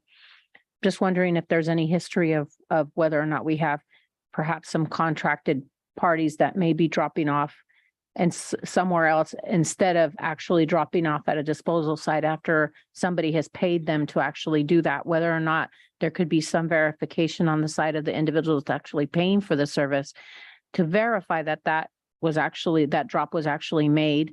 And then the other question, in terms of the camera use, there's use in other counties, and I'd like that input as well, if you can capture that, what they're doing in terms of catching that, because we have sheriff's departments that are already addressing these types of situations. And again, that's what's been found, is usually it is somebody's paid for that debris to be removed, and it's not being delivered or dropped off at the disposal site as was promised to the individual that actually hired that person to do that. So I'm just wondering if you can capture that as well. Okay. Do you want me to answer, or do you want me to send you this information by email? If you can, as part of, the work that's been done, and that doesn't require as part of a study, that's already something that would be in place. Yeah, but if you could send it to me, that would be helpful. Okay. My thought in terms of the cameras, I think it'd be quick. It's something that you could start doing, but they will be stolen regardless of where you place them. And there's certain locations where you won't be able to place them. And so really just having that plan, does the 8,000 cover that? Because right now it looks like the 8,000 would just acquire them and they may be stolen. So Yes. just what the actual cost is going to be for that. Okay. I could do that. Yeah, well, first of all, on the cameras, I would say rather than having to wait 4 months until our next fiscal year, that could be an easy item that could put on this consent agenda. And I don't think it's a small amount. And I don't think that'd be a dispute. That allows you to move forward on that pilot program. The second question, and probably hear from our colleagues is I'm supportive of the recommendations that this task force of volunteers has done. So if the study would help the efforts and the collaboration that you're doing, I certainly want to be supportive of that. I don't know what Supervisor Adams and Lopez thinks, at least on that item, in terms of providing direction on that study. Mary, are you going? You want me to jump in? Go ahead, Chris. Okay, yeah, I just want to express my support for the study as well. I think just to one of the points that Supervisor Church brought up about it being just step one in a longer process. I think we have to firmly acknowledge that at the end of the day, though, one of the wonderful things about our waste community, well, Mandy gets mad when I call it waste or trash, our resource community, is that we work together. And what I mean by that is we do have a marketing budget out of the Solid Waste Authority. And so when we learn what those best practices are, it's not just going to be the county out there messaging about illegal dumping. It's going to be the way we change our approach from the business side at the Solid Waste Authority to get people changing their behaviors. And I'm not the type to admit defeat at a point where we're acknowledging that we are seeing a reduction in dumping. But we can also say that we can do better than where we are today.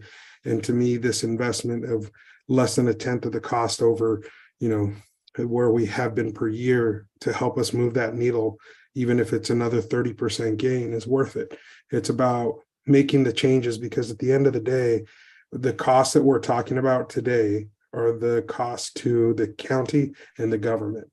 But what's not captured in some of these numbers are the costs to private citizens who wake up one morning like myself and have just a hillside full of trash that the county is not going to come out and cover up or pick up because it's on my private property. And I have to pick that up, put it in a trailer. And sometimes there's a voucher, but most times there's not a voucher. And those are the calls I'm dealing with, where somebody's trying to contest whether or not it's the county's responsibility or theirs. And I know that cost, in my mind, is probably at least double, if not triple, given what I've seen off of Highway 198 on private property, as folks just select random turnouts and dump their waste over the hillside. So for me, I think it's worth the investment. I'm okay doing it on a split vote. I agree that the camera should go now, but overall, I continue to be supportive of the committee's recommendations. Thank you, Mr. Chair. Supervisor Adams? So Supervisor Church, are you comfortable with going ahead with the cameras? Yes, I'm very comfortable with going ahead with the cameras. Yes. And I shared your thought exactly when you said that we should be talking to the people who we capture on camera to find out, why are you doing this? And then, guide the next step based on that kind of data that we would be pulling back in. So my hope is that we are able to do that. And my hope also is that there's a way to disguise the cameras so they aren't absolutely seen right away and, ripped off immediately. So I don't know exactly what the thought is for a plan. I'm not terribly worried about it, quite frankly, because we've got between now and the, just at least a month during the budget process to help guide what we want to see in some sort of a plan like this. But I believe that we could move forward with getting some things done now, getting those results so that we know where we want to go for the next step. So I really am comfortable with moving ahead with the staff's recommendation with the kind of input that I think we've been able to provide today, specifically from you as well. So, I think at this point probably should split these two apart. I mean, I'm with Supervisor Lopez on, putting, I think maybe the rest of the board may be putting these cameras to effect right now. And I understand the study is a first step. I just think we have the wrong foot forward. And so I can't support the way it's written now onto here.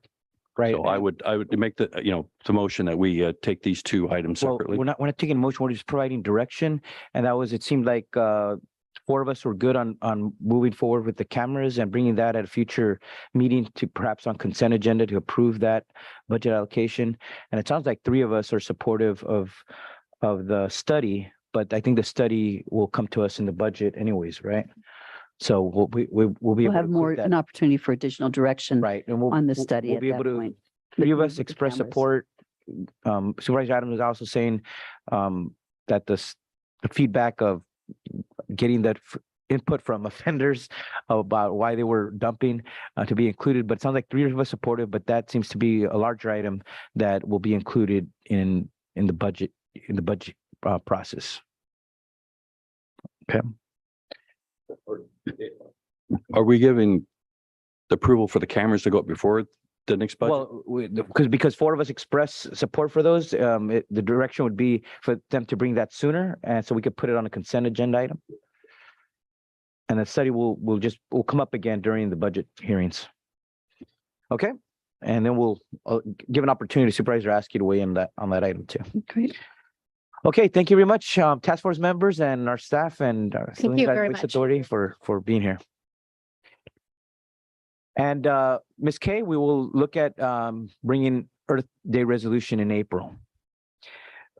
Okay, let's go to item number 14, everyone. This is to authorize the use of general fund strategic reserve of up to 21,752,475 to provide advance funding to the Public Works Facilities and Parks Department and to the Monterey County Water Resource Agencies to fulfill the 2022-23 winter storm repair projects. And to present on this, we have Mr. Ezequiel Vega, County Budget Director, and Juan Lopez, Principal Administrative Analyst.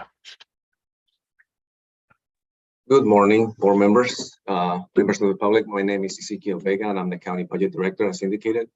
And today I'm presenting on this item related to advanced funding in response to repairs to the winter storms. So this presentation will be in two steps. The first presentation, our office will provide an overview of the recommended action. And the second step will be a presentation by the Public Works Facilities and Parks staff, where they will present details about the specific projects that are included as part of this request. In addition to that, you also noted that there's a portion to the Water Resources Agency, totaling $7 million for repairs also affecting the agency. And that item was presented to the Board of Supervisors during their meeting on January 31st of this year. So there will not be a separate presentation for those projects, as those have already been presented to you. And the advanced funding agreement also was approved during that meeting accordingly. Also, as part of that presentation during the January meeting, the Board of Supervisors directed us to actually bring this report forward, where we will be looking at the financing sources and a financing plan on how will the county address the repairs caused by the winter storms. So that's what this report is intended to do. And you can see in front of you a summary of the overall total cost. The report in front of you has a few recommended actions, but all boils down to three different things. We are asking for the authorization of the board to use $21.7 million from the strategic reserve and use that funding as advanced funding for Public Works, Facilities, and Parks in the amount of $14.47 million for those projects that they will be in charge of, and also for $7 million for the Water Resources Agency. So what that will mean for the strategic reserve is that the ending fund balance, if this action is approved by the board, is that the balance will go down from $79.3 million to approximately $57.6 million. And the use identified in this specific report is in accordance with the specific use that is codified in the municipal code for the use of the strategic reserve. When you look at this next slide, you actually have a further breakdown of all the recommendations that you have in attachment A of your resolution that goes along with this report. And I just tried to create a table that will make it easier to go through all those details. But in essence, what this means is that if you approve the action today, there will be a transfer of $21.7 million to an assignment from the strategic reserve that will be used to create advanced funding for these projects. Of that $21.7 million, $20.9 million will be used during the current fiscal year, and approximately $800,000 will be used the following fiscal year. And also, if the board approves this action, those $800,000 will be included as part of the recommended budget, so that when the board is considering the recommended budget, this action that you take today will also be incorporated as part of that step at that point. It is also worth noting that during the identification of projects with Public Works, staff identified approximately $2.8 million in addition to what you see on the table above on this slide on Laguna Seca, that will likely also need to some repairs as caused by the storms. But the Public Works staff is currently working with FEMA, trying to identify this will be something that will be reimbursable. So this $2.8 million project is not part of this request at this point. Once more details are obtained on those specific projects, there may or may not be a presentation regarding that specific project. So with that, that concludes my part of the presentation, and I'll turn it over to Mr. Ishii and his staff. Thank you, Budget Director Vega, and good morning, Chair, members of the board. I'm Randy Ishii, Director of Public Works, Facilities and Parks, and with me today, and will be leading the presentation, is Tom Vonnegut, our Assistant Director of Public Works, Facilities and Parks. We have a brief presentation for your board, and then we'll be available for questions thereafter. And Tom, please proceed. Great. Thank you, Randy. And thank you, Chair Leo and members of the board. Tom Vonnegut. I just have a few slides to share with you to give you a little bit more detail behind the request before you today. I'll make sure this one starts. There we go. So I think as your board can appreciate, and I hope the public does, you know, it was quite an unprecedented set of atmospheric river events beginning in late December and really happening through mid-January. This map here represents, just for our department, Public Works, Facilities and Parks, all the hot spots and locations where we experienced some kind of issue or damage. And so while North County did bear the brunt of the damage, South County was not immune. And the point of this slide is really to show you it was all over the place, all the way from North County to Southeast Monterey County. We had damages throughout our system and facilities for which we are responsible for. In general, the nature of the damages consisted of mudslides, eroded road embankments supporting those facilities, damaged and plugged culverts. We had sinkholes that were impacting roadways, just a lot of sediment and debris on the roadways and in the ditches and basins adjacent to and serving those facilities, and down trees. And I have photos to give you a flavor of what we had been and are still dealing with. That rolls up to about 120 unique projects as we have bundled those together. And right now, our estimated total, as you heard earlier, is about 17.6 million. I do want to caution, we are continuing to collect invoices and costs from our contractors who we had out there. We used contractor support to, for example, man a number of the road locations 24/7 in support of Highway Patrol and Sheriff, particularly to support the evacuation orders in the Pajaro community area, our low water crossing, and that tab was running for several weeks straight. And so we are getting that in. We expect this number to rise. The good news is that work is in the FEMA category, which I'll shortly discuss, that would be 100% reimbursable, and we certainly will do all the paperwork to make sure we recoup those costs eventually. Just to give you a flavor, and I think you're aware in some of the public, Gonzales River Road Bridge, we had significant undermining of the roadway approaches to that bridge. And so we had to, and the facility remains closed, but I'm happy to report literally just this morning, we got the FHWA funding approval. So we will get 100% reimbursement for this project. And if we don't start this by the end of this week, we are striving to get that going next week. I know this is of extreme interest to a number of parties and businesses and people who rely on this bridge. So that's great news. Once we get going, we do expect within about 2.5 weeks that we ought to be able to get this facility back online. This is an example on Carmel Valley Road, and it's just indicative of locations not only on Carmel Valley Road, but throughout the county where we just had endless debris flows, a soupy mess of soil and water, and hillsides and vegetations coming down. This particular location required near continual contractor work for an extended period to keep that facility open and keep people in the upper valley, provide them their only access. Again, not unique to Carmel Valley Road. We had this all over, but again, an example of the extensive efforts that were required to maintain and keep these facilities open and safe for the public. Another example at the other end of that valley, Arroyo Seco. Here's an example of a landslide that has since been cleared and that roadway is open. But again, we had these were numerous, these types of issues.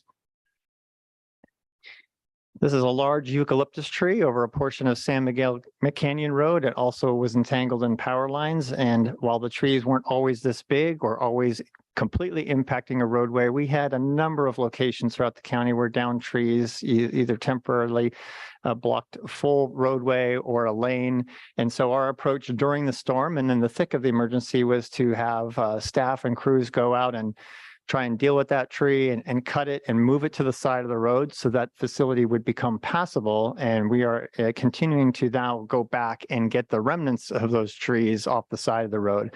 And of course, this one was entangled, as I mentioned, with power lines. And so in those cases, we clearly needed to coordinate with PG&E to ensure the power was off and work with them on those delicate removal operations. On our Chular County Service Area 75, this is a wastewater collection and treatment system. We had damages when Salinas River overflowed and reached this facility, which is west of the community of Chular. These are photos of the berms or levees that essentially make up and surround the wastewater treatment and the infiltration ponds. And so you can see the significant erosion from the flowing river water that it caused on those embankments. And so we are looking to get a project going ASAP, but the system is operating. There's no impact to the residents of the community, but this is something we need to make a permanent fix on. In the Pajaro County Sanitation District, we experienced a break in a sewer line. You see that photo at left where we had a release of sewage. The photo at the right was the trench that was carved out in the adjacent agricultural field to contain that and keep that wastewater in a manageable area. It was all eventually pumped out and trucked to the city of Watsonville for eventual treatment. This project has since been repaired. This line is the line that after collection transports it to the city for treatment. This is the force main that's in the Pajaro River levee. And then Scenic Road, at top left is an aerial photo, and you see we lost a portion of the roadway, and then there was additional undermining. So there was literally, could be on a section of the asphalt and have nothing but air below you. And you see an on-the-ground shot from the beach below of that damage. And I'm happy to report, and I know you all saw the press release, but our contractor is on site, and we started that work today. And so if the weather cooperates and we don't run into any unforeseen circumstances, we hope to have this repair effected by the end of April. And finally, at Jack's Peak Park, again, an example of trees. It's not an exaggeration to say we had trees come down all over the place. You can see these photos. This is all from Jack's Peak. And so when we send you a memo and advise you of the need to close the park and the public, I hope you can appreciate and understand why. And unfortunately, we have to do that because it's just not safe to let people in this environment. And our parks team with contractor support worked really hard to get this taken care of. As I near wrapping up, this is a table again, and it's very similar to one that Ezekiel showed you, so I won't belabor it, but just to give you a flavor of where these damages occurred, and by far it was on our road and bridge system, and of course we had some in Laguna Seca and other areas in general, totaling over 17.5 million for now. This pie chart just represents when we are looking for reimbursement under the disaster declaration. There are FEMA categories. They have 7 or 8 categories. Category A and B, we have about 40% of the value of our work. And that's important because if that work is completed, FEMA has guidance. If that work is completed by later this month on the 25th, it will be 100% reimbursed. And so you can bet that your staff is working hard to make sure that happens. We want to collect as much as we are eligible for. And certainly on our category A work, which is most of that 6.9 million, I'm quite confident we'll do that. And we're striving to do that on the category B work, which is about $1.5 million. I can pretty much assure you 80% of that category we should have done by the 25th. There might be one project or two that spill over. The other categories, which we have just under 11 million of damages, those will be by formula as well. And so we could expect potentially up to 93% reimbursement. That will be subject to more review by FEMA. And so it'll vary a little bit based on our experience with other disaster events, but that's what the formula is. And of course, unfortunately, because of our recent events, our staff is becoming adept and we are doing all the paperwork and making sure that the T's are crossed and the I's are dotted to, again, maximize the county's reimbursement. And again, getting back to, I already mentioned this, but just briefly, the category A work, we'll have all that work done by the 25th. Most of the category B, again, most of that 1.5 million. And then those other categories that I mentioned, those repair projects, they're underway, as I mentioned now. We're going to begin others with a goal of getting most of them completed by the end of the current fiscal year, and some may spill over into next fiscal year, and one may start, as you heard, and that will be programmed into the fiscal year 24 budget. So I think with that, I'd like to turn it over to our Director Randy Ishii for some final comments, and then we're happy to answer any questions you have. Thank you. We staff greatly appreciate the board's consideration in this matter with providing a loan from the strategic reserve for ourselves at Public Works Facilities and Parks, as well as the Water Resource Agency. We know the board doesn't take this lightly, and we appreciate the consideration in this matter under these circumstances of which we have. So in brief recap, 14.7 million is requested at this time from Public Works Facilities and Parks, another 7 from the Water Resource Agency, both of which were presented by our budget director, Mr. Ezekiel Vega. On top of that request, there is a request from Laguna Seca for emergency repairs to begin at the turn 1-2, where a slope is failing, and that's that additional $2.8 million that our budget director Vega had pointed out earlier in his part of the presentation. So at this time, that would add an additional 2.8 million to the current request that's before you, and that's for your board's consideration, or if you'd like us to come back at a future date. There are certain efficiencies that staff have informed us about that could occur if that were to begin now at this time. However, we leave it to your board's consideration, and we're available for any questions or comments from your board. And thank you very much. Thank you very much, Mr. Ishii and staff. I'm certainly supportive moving forward on the 21.7 million. I think I need to just get more information on the Laguna Seca because we haven't just had a presentation. It's a large sum of money that wasn't factored in, and there might be good reasons for it, but certainly we should probably get a presentation from Mr. Nariji or the other Public Works staff who are more knowledgeable about what work needs to be done that would merit that investment of dollars. So I would welcome that at a future date. And I'm on the 21.7 million. It's a large amount of money. It's 20% overall of our strategic reserve. So I'm not taking that lightly. But I know it has to get done. It's work that needs to move forward. And I know that, as was staff just mentioned, on some projects like the Gonzalez Bridge, that's going to be 100% reimbursable. But for the other amounts, under the declaration of emergency, would they also be 100% reimbursable, or would I know in other projects we only get reimbursed 75%? So how much are we going to expect to get reimbursed for all the remainder of the work? Thank you, Chair Alejo. I wish my crystal ball could guarantee how much. What I can tell you, again, it's based on the guidance we have so far from FEMA, the category A work and B work, as I mentioned, if that's completed before later this month, it will be 100% reimbursable.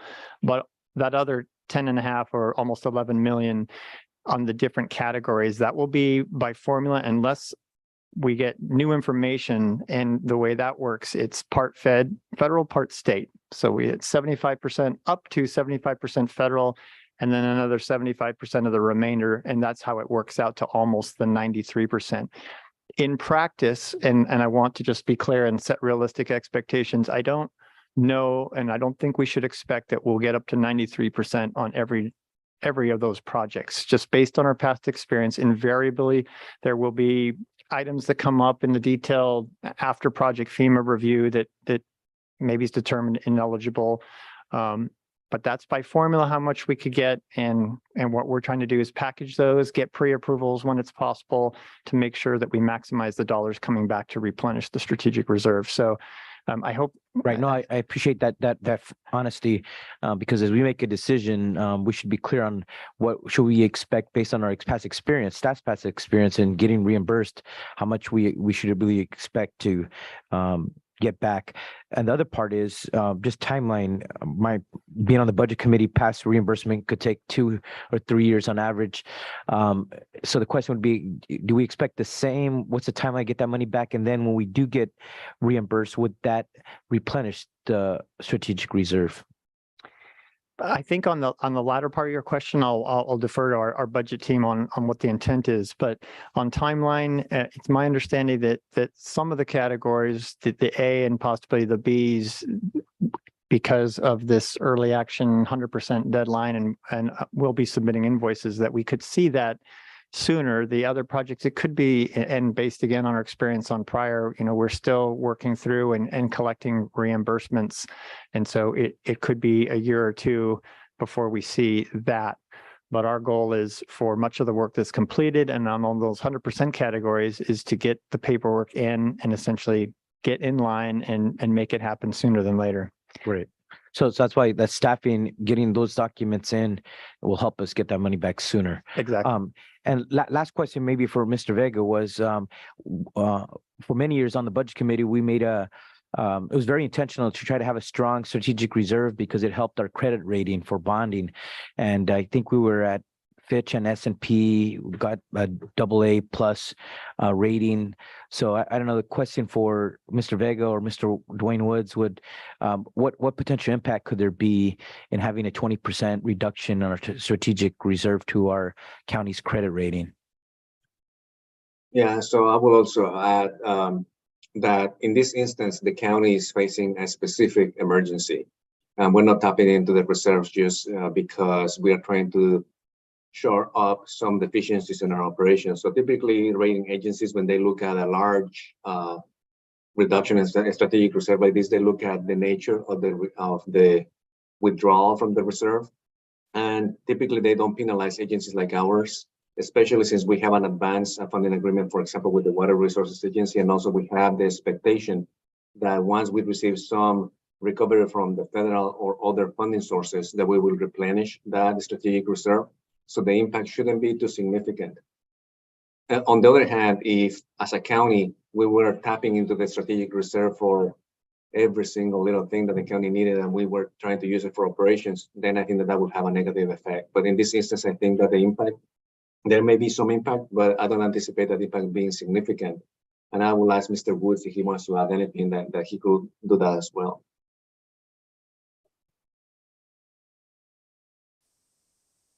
Anything more, Mr. Woods? All right, seeing that, thank you for that clarification. Important consideration as we make the decisions today.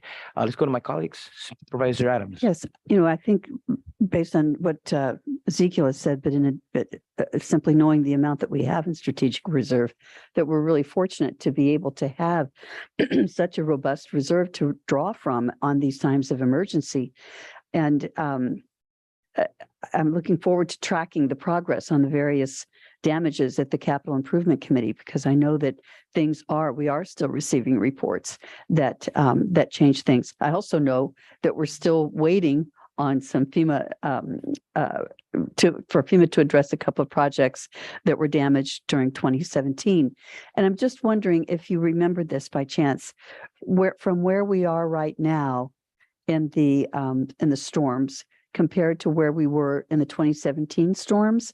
Did we sustain more damage in 2017 than we have in the 21-22 storms? Thank you for the question, Supervisor. Looking at the numbers that we have today as compared to the 2017 winter storms, by way of background and looking back to the 2017 report documents that we report on to the CIC and to the Budget Committee, those numbers, as you recall, were on the range of 68 million plus for permanent repairs that were necessary. By contrast, currently with the numbers that we have today of the January 2023 winter storms, we're on the neighborhood of, call it $11 million in permanent repairs at this time, with the balance being the debris removal and emergency preventative measures, which have to happen during the course of the emergency. So we're still finding more damages, but we're at a far lesser number than that 68 million plus from 2017. Thank you. Thank you. And if you can say that's great news, we've only got 11 million in damages in that regard. I appreciate that. I do worry that I know FEMA has very strict guidelines as far as timing goes, and I'm concerned about the Laguna Seca project specifically. If we are under a timeline that we need to ensure that we can get the paperwork submitted for Laguna Seca, that we wouldn't miss the timeline there. Also terribly concerned about the bigger timeline that we have at Laguna Seca, the time frame for getting the work done on both the bridge and the track.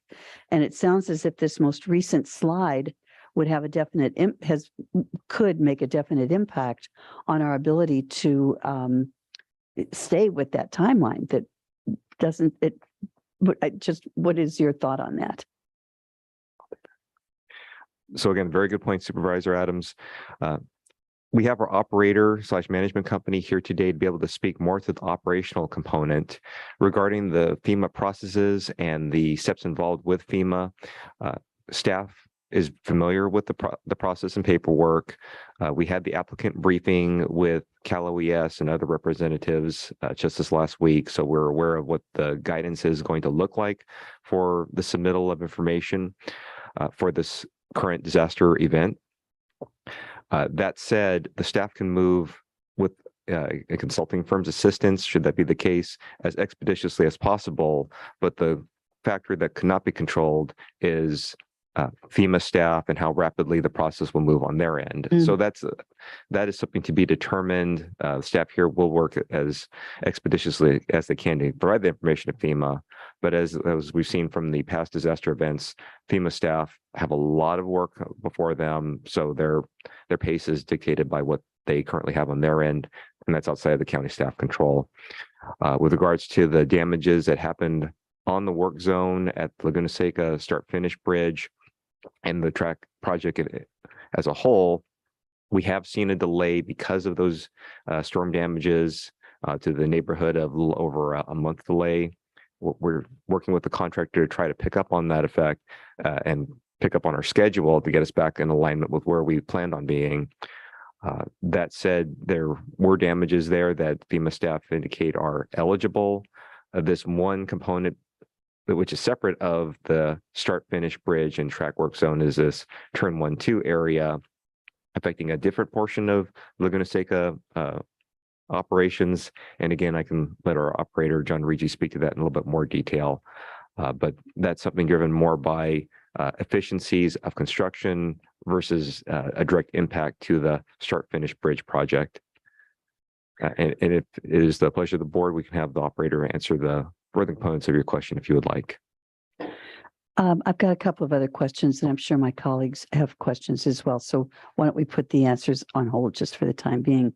But I am thankful that we have got very strong support at the federal level from our congressman on getting this work done and ensuring that FEMA keeps us in their headlights. I'm very thankful for that. And the same at the state level with Senator Laird, just really keeping an eye on ensuring that he has seen, he toured, and we've seen a lot of the damage, so he understands personally what it is that we're facing. So my hope and belief is that as we continue to work with them, with Congress, with our congressman and our state senator, that we will be kept in the front of the line. But who knows? But I finally, before I stop my speaking, I just want to say thank you so much, both to Public Works and to the Water Resources Agency staff. You've done such swift assessment of the damages, and your efforts to address everything in the most comprehensive, practical way is just really appreciated. And I feel like we've got top-notch folks working on this. So I believe our outcome will be far better than it could be. So thank you very, very much. Great. Supervisor Church and then Supervisor Lopez. Yes, I first just want to thank Public Works and Water Resource Agency employees. I mean, I know there's many of them that worked weeks without a day off, and looking at all these projects, I think there's about 120 here I saw on this sheet that things that had to be taken care of just on this, that it's, with the resources you have, you did, a fantastic job on basically putting the Band-Aids up and stopping this. As we, look at this, and we, Supervisor Adams brought up a comparison to 2017. I was wondering if in these projects that you're having to work on now, are any of those ones that we had to deal with in 2017, or have we done any cross analysis? And I wonder, if there is any lap over, maybe those might be important areas to look in the future for preventive, because it seems that it would be particularly a weak spot in our infrastructure. I'll take the first crack. Very good question, Supervisor Church. Offhand, while we have not done that full detailed analysis yet at this time, because of the pace that we've had to move in order to work with FEMA and with the other disaster recovery folks, so that full in-depth analysis has not been fully vetted out at this time. However, looking at the list, there are some issue areas that have come up in the past, like in the 2017 winter storms, that have come up again, although it's in slightly different areas than they were before. So we will look into that, and we'll be able to report that out at periodic updates to the various committees of the board. And what we would also offer is that our own Department of Emergency Management staff are well aware of and have encouraged us to look to opportunities for what are called I believe the Section 404 and 406 hazard mitigation grant opportunities, where future disasters could be mitigated by performing additional work either at the emergency site or at a nearby site, knowing that the conditions are similar. We will continue to look into that, but we at this time unfortunately do not have that analysis, but we were prepared to bring that back at a later time. Great. Thank you. And of the 68 million damage that was done in 2017, there was some reference made that not all of that's been fixed with FEMA funds. How much money are we still waiting on for FEMA to give us for doing those repairs from 2017?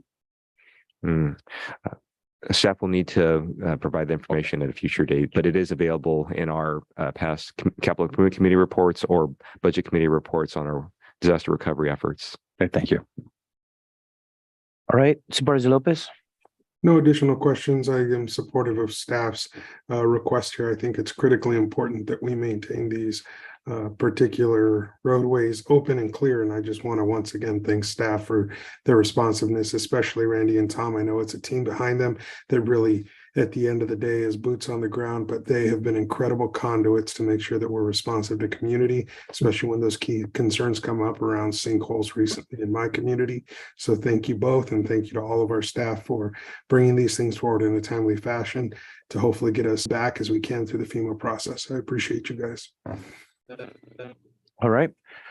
We'll come back to that question about Laguna Seca, because I think we have to make a decision whether to include that or not. Let's go to any comments from the public on these items. Thank you. Oh, Mr. Norici is here. I got bad eyesight, so I can't see who's in the audience. Happy New Year, everybody. Chair Leo and members of the board. John Norici, President Operator of WeatherTech Raceway Laguna Seca. I am here to speak about that one particular expensive item, the 2.8 million, the hillside, which for those of you who have been at the track, it's located between turn 1 and 2. It is your driver's right And sadly, the major portion of the erosion, or what I call the hill failing, was directly located very close to the restroom, the permanent restroom along a walkway, and the walkway actually runs to the front of the restroom. And in that, obviously, it's a permanent restroom. There are sewage lines and water plumbing line. In order to address the hillside, that would be another closure to the track. The estimates from Juan Mesa of Randy's staff is an 8 to 10 week project. Right now, as Mr. Ishii reported, we're running about 30 days behind on the schedule, and that would include getting the track resurfacing done. If the project is 8 to 10 weeks, this is truly the time to do it because the track is closed. Our 24 season is full. Track rentals, for those that don't know, you are talking somewhere in the area of 2-month closure to 2.5-month closure, a loss of somewhere between 1.3 and 1.8 million of revenue, which 80% of that is profit because the track rental business is very profitable. The crews are out there. I don't know who the contractor would be, but the heavy equipment is out there. But most importantly, the track is now closed because you are doing the work literally off the track or on the hillside. And based on OSHA's policies that we found with the work being done regarding the new start finish bridge and the site work for it, the track needs to remain closed. There can be no activity at all on the track. So I would urge you, and I'm happy to come back at another time as suggested, Chair, and present to you all the facts regarding it.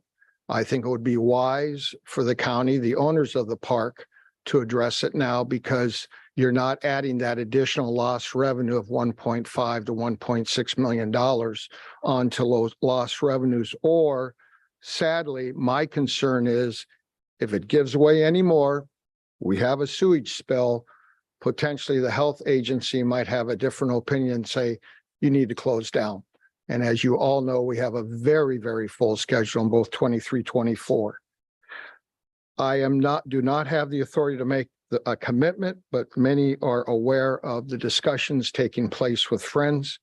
I did speak with one of the principals, and if the deal were to go through, I believe there is a discussion that could take place where they would also potentially assist in the funding of this issue. And I believe it's extremely critical. I would almost tag it as potentially an emergency situation, given the business and the area in which this repair needs to take place. And I'm happy to answer any questions. Thank you. And I guess the question here would be, have we, for Mr. Ishii, have we got some estimates on is that 2.8 million based on actual estimates that we got from a contractor to do that work? And would this be the type of erosion mitigation project that would be reimbursable, hopefully, for 75 to the 93% that was just explained earlier?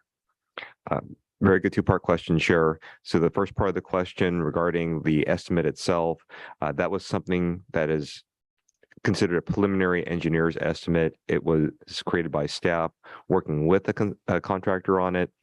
That's not to say that's the final figure, but that is the neighborhood, and our best information at this point in time is that 2.8 million.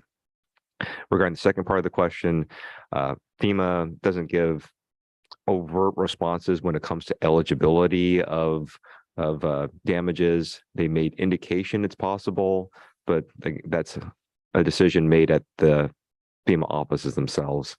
So it is possible, but we don't have the answer, and we're not able to answer if it will be funded or not. So the question for my colleagues is whether we include this in today's action. We don't have a meeting till 2 weeks from now, till February 28th.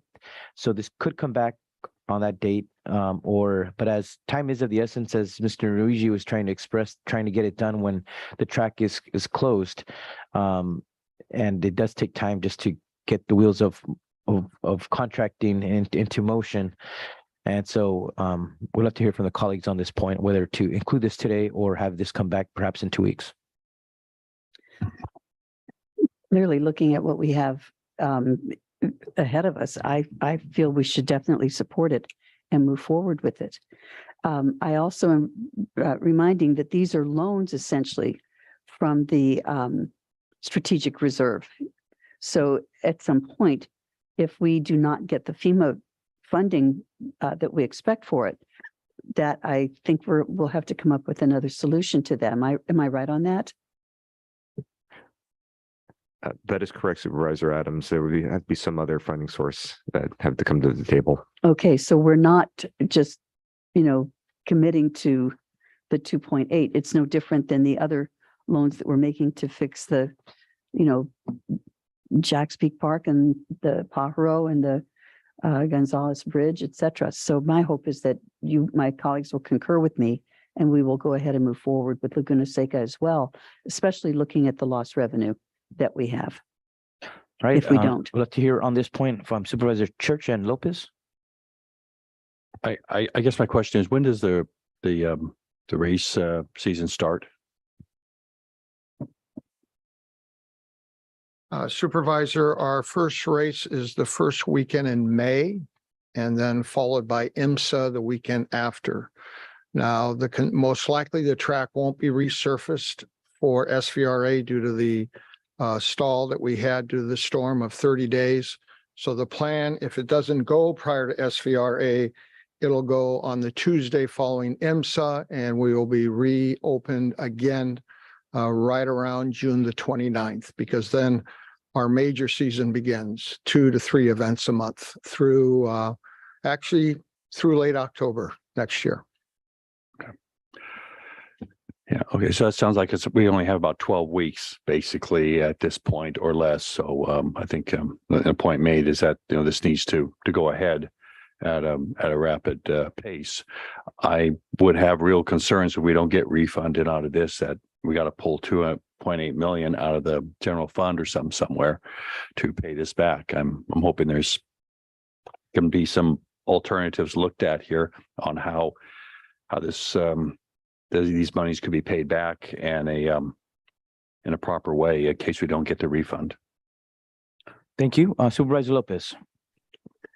Yeah, I'm looking at this and understanding the number. I think the risk question in terms of if this isn't reimbursed, where does this end up being found in terms of the 2.8 is a big one. But I understand that perhaps if this repair is not made, there's others that could fall behind it, meaning additional costs if we don't address this now. And for that reason, I'll be supportive of moving this forward today, even with that potential risk. Yeah, thank you, board, chair, members of the board. Just a quick note, the county code allows the strategic reserve to be repaid over a period of 5 years. It doesn't have to be repaid immediately, although that would be the best case scenario. You can take some time to repay it over a 5-year period. Thank you. And this does require a 4/5 vote because we're making this budget allocation mid-year. I will be supportive of it as well. It sounds like the other my other 3 colleagues in the meeting today are supportive, only because of the urgency of getting the work done while the track is closed, and also an opportunity to have FEMA reimbursed hopefully most of this and get that money back. I'll be supportive as well. So if we could have a motion to. I'll make a motion to approve that. Thank you. Is there a second? Okay, moved by Adams, second by Church. Have we asked for public comment on this? Any members of the public like to comment on this item? Yes. We got one person here in chambers, and then we'll go to those online. I just want to comment about, I know that the last time the park department passed something about having the data from this private property from the assessment office, that they would be sharing that data. And I wanted to know the rationale for that, because it seems to me that if they're going to be sharing data about private property from the assessor, that could dilute their processes for reporting. So I don't understand why they have to have that information, why they want sharing of the private property assessment. And I might be wrong about that assumption, but I think I remember them wanting the data sharing. Thank you. We'll try to get an answer for you from the assessor's office, but I don't think that question is direct on this presentation on public works projects. Anyone else online? Seeing none. Thank you for your comments, though. Let's call the roll and go to lunch. Supervisor Church. Supervisor Lopez. Aye. Supervisor Adams. Aye. And Chair Supervisor Lejo. Aye. All right, motion carries unanimously. Thank you very much. We're gonna recess and we'll be back at 1:30 for the afternoon agenda. Thank you.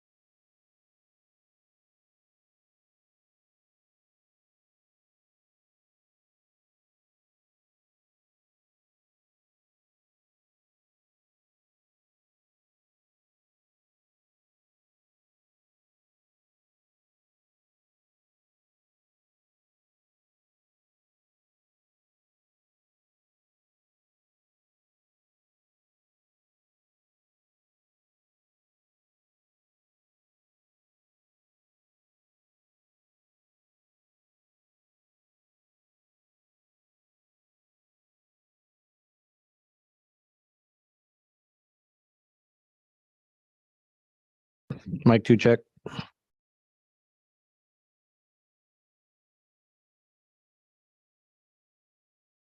Mic 4 check. Podium mic check. Mic 6 check. Clerk mic check. Staff mic 1 check.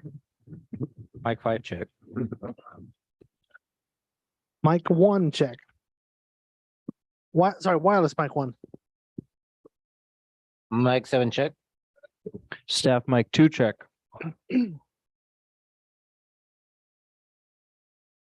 Mic 8 check. Wireless 2 check. Mic 10 check.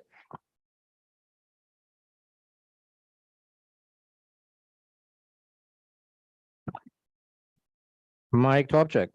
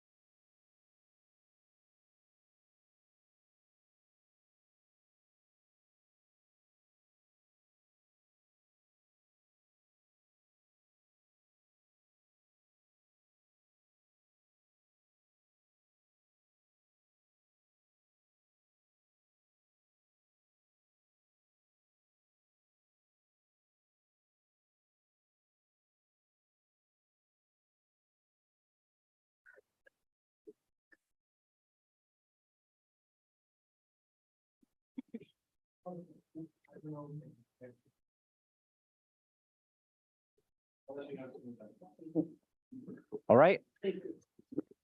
Everyone, it's 1:30. We're going to reconvene the Board of Supervisors meeting. Madam Clerk, will you call the roll, please? Yes, good afternoon. Let the record reflect all supervisors are present, with Supervisors Alejo, Adams, and Church appearing in person, and Supervisor Lopez appearing via video conference, with Supervisor Root Askew absent attending a conference.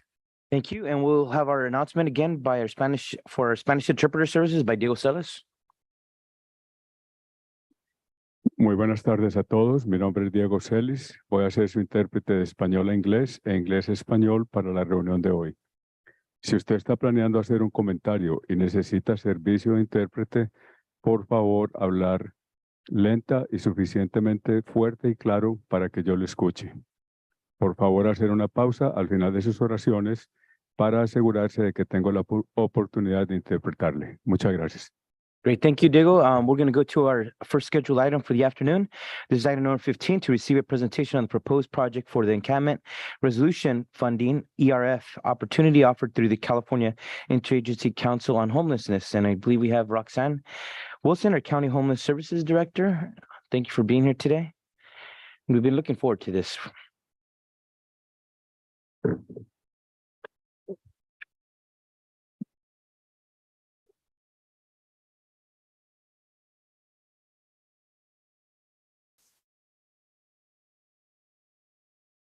Give us 1 second as we get the No presentation problem. up, please.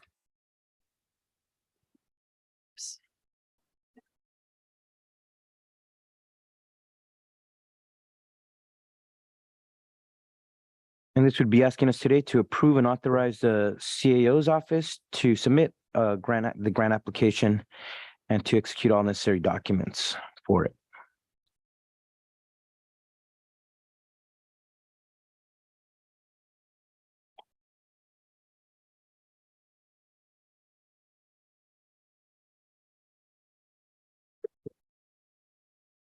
Almost there.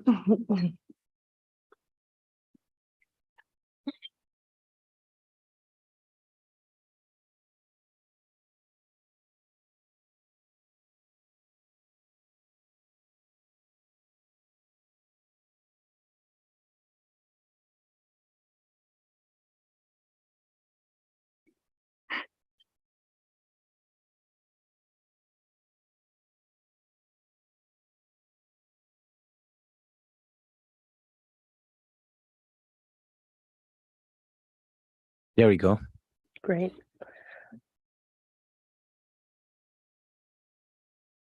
Okay. Good afternoon, Chair Leo and members of the board. I am excited to present to you information about the second round of the State of California's Encampment Resolution Funding Program and my proposed project for the application.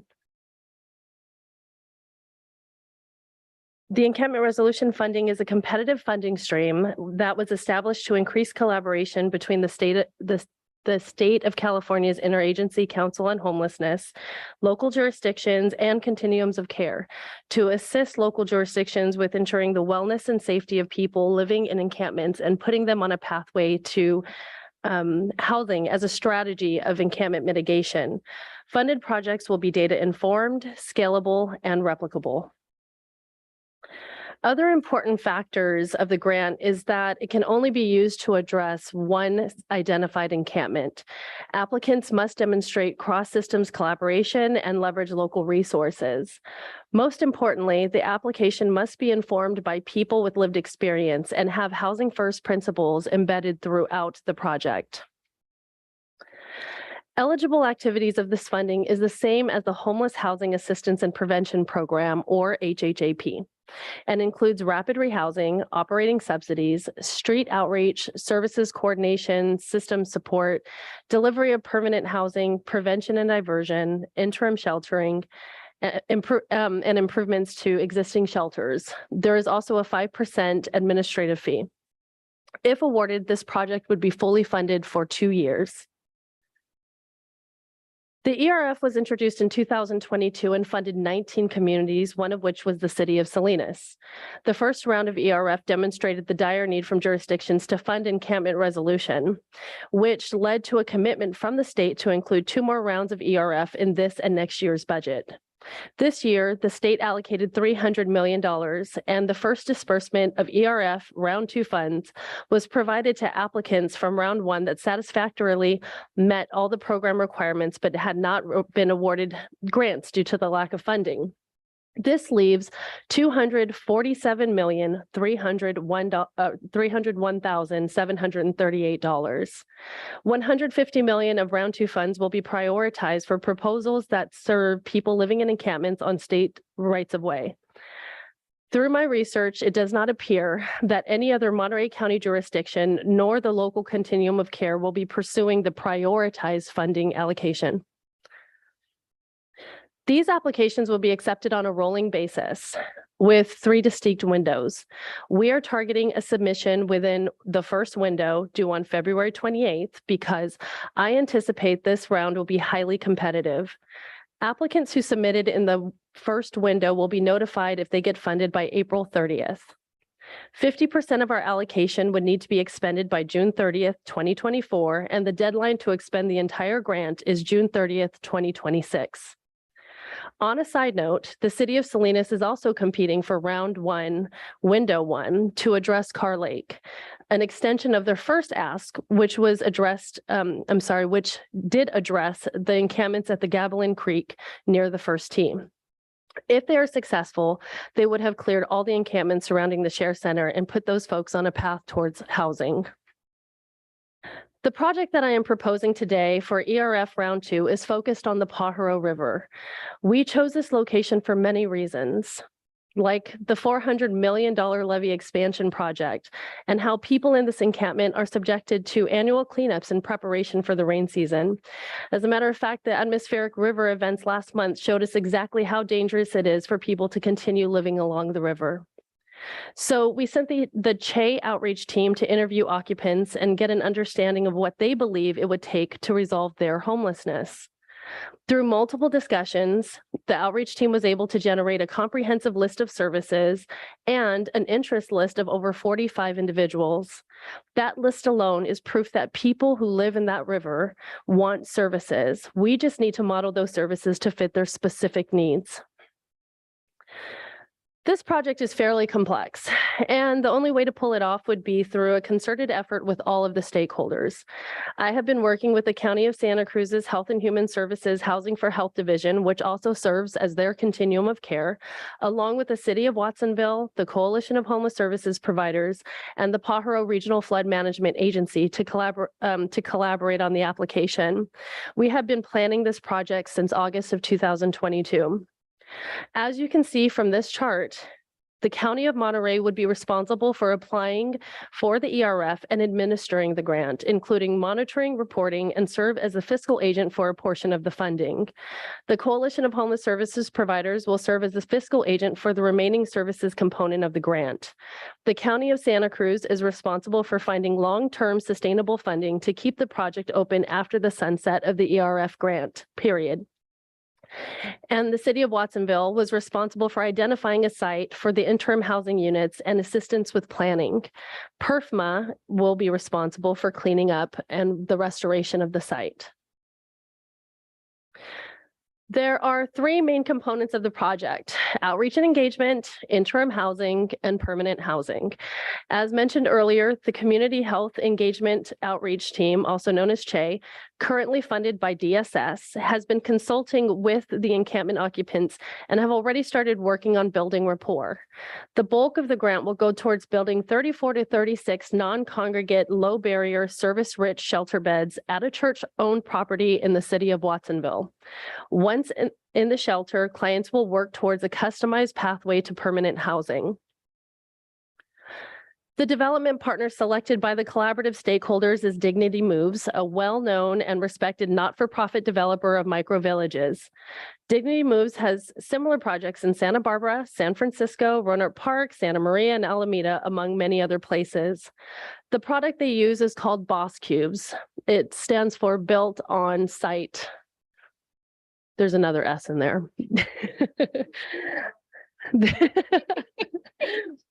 Built on, yes, that one. Dignity Moves the units that they use have a 20-year lifespan, and the panels are FM certified with Class 1 fire rating, which is the highest fire rating category for building materials. The cubes will be move-in ready in 4 to 6 months, and if PG&E cannot meet our deadline, we plan on alternative energy sources. To realize this project, we'll be asking the state for approximately $8 million. And while there aren't any other projects that are funded at this level in round one, we hope to emphasize the fact that our proposal will help 2 counties and a city address the shared longstanding issue of people occupying the river. If fully funded, the county's homeless services program would earn up to $380,000 in administrative fees. We hope that the initial 2 years would assist 65 people and would permanently house 75% of them. The ultimate goal is to build a well-rounded program that would address a severe service desert in that area, which will help people for decades ahead of us. And that concludes my presentation. Great. We'll start with the questions from supervisors on this. I am just kind of curious about your the rationale that you brought forward, that the 8 million is more than just about anybody else would be applying for. Will it be clear that all 3 of us are doing this? And if we were to divide 3 into 8 and come up with, 2, whatever that is that more in keeping with what the other people who may be applying would be coming forward with? And if we already, I guess so it would be Santa Cruz and Watsonville as opposed to Santa Cruz and Salinas. Got it. Okay. I answered part of my own question there, but. So, yeah, I think it's really important for us to emphasize the fact that there are no other shelters similar, no other projects similar to this, and what we're trying to design and how it will help 3 jurisdictions. We're really starting from zero on this project. So one of the things that I do want to say is that about half of it is going to capital, and the remaining is about $2 million a year. But it includes 3 different components: housing interventions, which is interim sheltering. It will have rapid rehousing funding tied to it, and it will also have an outreach component and a little bit of diversion funding. So diversion is essentially when you try to help somebody straight from the encampment and avoid the sheltering system. So there's many layers of different types of interventions that are packed into that budget. Thank you. And then the administrative fee, the 5% administrative fee, will we need to be sharing that with Watsonville and Santa Cruz County? No, our county would absorb the entire administration fee. Okay. Thank you. Thank you. Supervisor Church, this is hopefully trying to resolve some of the issues that have been ongoing in your district there. Yes, definitely. And it's an issue I know the people in, on our side of the river here, I've been really concerned about. I heard that quite a bit. And homeless issues, of course, is an issue that's been talked about throughout the county. And I've been always suggesting we need to look for some creative ideas and some affordable ideas. And this is really a step in that direction. And I want to really commend your work on this and the process going through with this. This obviously has a lot of challenges because we're dealing with 3 different jurisdictions, and I think we know it's tough enough to deal with one jurisdiction, much less 3. So it's a real good looking project. I hope that we can follow through and this will succeed and we can do more on our side over here on a lot of these issues. You gave a lot of good information. I particularly appreciated information from like LA or San Francisco and the comparisons. And I realize this is a particularly challenging because there's a lot of long-term homeless individuals here. So I'm as we look at the, the costs, I noticed that in LA, most of the one-time constructions were 30 to 60,000. This one's about 80, but again, it's not in our area or zone of control. You have to go with where you can, close to the river. And it's a first-time shot at this. I noticed a lot of the operational costs not per unit, but per bed it was for the one-time construction. But the operational cost for yearly per bed is about 20,000. We're quite a bit higher than that, and I believe that's, maybe you can elaborate on why that is, but I think it's because of the challenges. Yeah. As you mentioned, a lot of the folks who've lived on the river have been experiencing homelessness for over 10 years. The strategy that we're trying to implement is really service intensive, which requires a lot of staffing. My experience in running Project Room Key when I was at the Coalition of Homeless Services Providers is that doing a true housing first project is very effective, but you need to have the staff to really match the need. And because of that, we do have, I think there's budgeted around 12 residential counselors. We have rapid housing navigators and things of that sort. And again, it also includes the outreach team, which is embedded in the budget, because we are asking that a great deal of their time be spent on the river. We're actually building the entire project off of the rapport that they've established with the people inside of the river. So we want to make sure that their presence is throughout the project. And the other point why it's a little more expensive per bed is when I compared it with the Los Angeles projects, they were usually having 75 to over 200 beds. We're dealing with 44. So just by the scale of it being a smaller project, it's going to be a little more expensive per bed. So I'm hoping as we move forward, we can explore some that'll be larger projects that'll be more affordable, where we don't have to where we can, better manage the funds, I guess is the best way to say it. I did have just one last question. 75% of the people we're hoping to permanently house, do we have any plan, or from previous experiences that we've seen in other jurisdictions, what happens to that other 25%? Can they be helped at all in that way? Yeah, I think we're going to try a few different strategies, and that's why the diversion funding was so important, because sometimes people may want to get connected back to their family members. Sometimes those family members are in other jurisdictions, and we want to make sure that we can connect them because we really want to center client choice, and we can't force people to move into the project. We are hoping for higher scores. The Share Center, for example, has about an 80% positive exit destination rate. It's a similar population that they're serving, but we want to be ambitious but realistic. 50% of the folks that are living inside of the river are undocumented, which will present a few challenges on its own. But the County of Santa Cruz is pursuing a home key, and they're willing to dedicate some of those units to the folks that are going to be harder for us to house. The remaining people, will try to connect them to other services, but the ultimate goal is that we shut down the river and we don't allow people to return. I think that just observing how we go back every single year, it's fairly ineffective. It's effective at cleaning the river, but it's not effective in getting people on pathways to where they don't return. And that's the focus now. All right, now let's go to Supervisor Lopez. Thank you, Chair. Couple quick questions. Roxanne, just in terms of your expertise, how do you think we'll stand up given the criteria within the notice of funding? Do you think we'll be competitive given the fact that you said the first round should be extremely perhaps oversubscribed?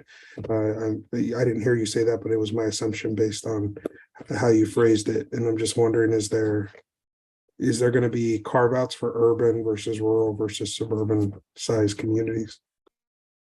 No, unfortunately, there will not be any prioritizations or carve outs for suburban or urban or rural communities.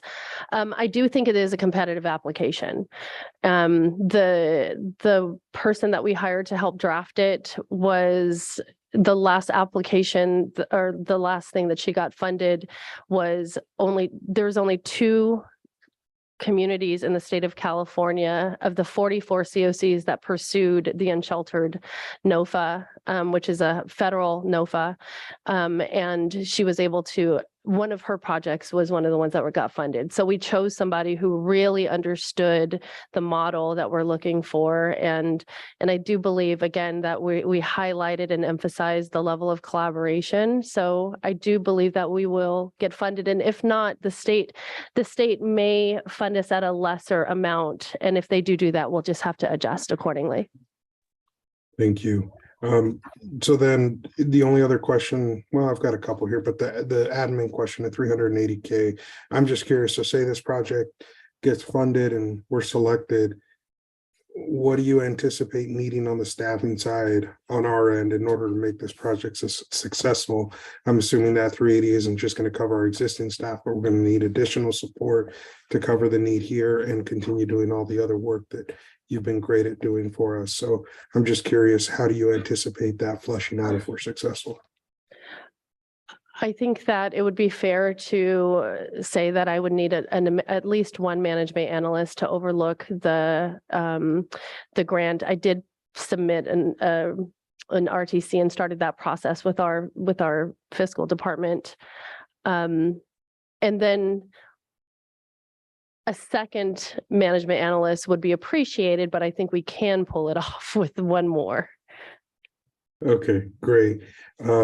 And then the last question I had, which you partially answered, is that what if people won't leave? Obviously, with the 25% that came up in the presentation, I heard you say that at some point it comes down to some of that enforcement around the river. So I appreciate that reality, which we know, given some of our experiences in other communities down south, eventually you end up with a small amount of population who you can't convince.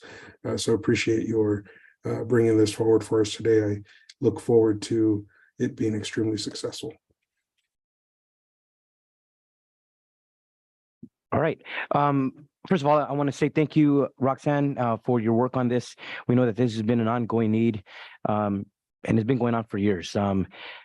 There's even before there was the cleanups that involved the courts during the winter times.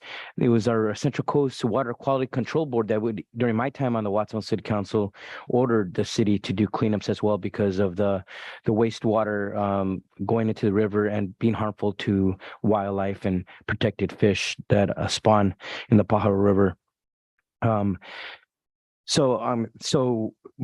But now that there's monies available, we needed somebody who to kind of envision something that we could do collaboratively with other local governments in Santa Cruz County and North Monterey County. So I'm glad that we're here. And I hope that the collaboration that the state will see the benefit to that of having multiple regions collaborate on such a project, that it would make us more competitive for the maximum that you're asking for.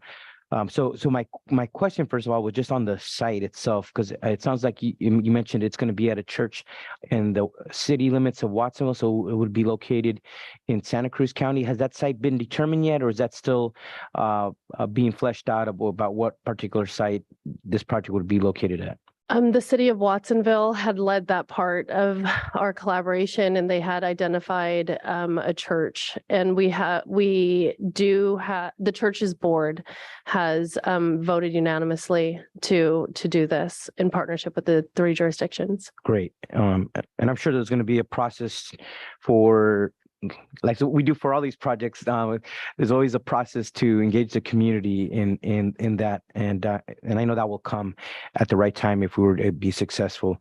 So with that, in terms of the operations, because that's always important, it's not just building a project, but having a nonprofit provider that will provide the services, be on site, or have regular daily engagement with the residents that we're trying to keep housed in these homes that will be constructed. So has the coalition thought about who would do that work moving forward after the BOSS units are set up? So actually, because the program is in Santa Cruz County and they're the ones that are identifying long-term sustainable funding, they had to stick to their list of approved vendors. They have identified Home First, which is from Santa Clara County, to be the organization to do it. And we're very excited to work with them. I've never worked with them before. Okay. Thank you for answering that, because that's going to be a key piece for all of us if this is going to be successful. And I'm sure they did a lot of research and put thought behind who would be the best provider. And then going to these built on site systems, it's called built Boss Cubic homes. Why these? I looked on their website. They have some projects with other cities like in Santa Barbara, Baldwin Park, San Francisco. What was the thinking behind this particular technology?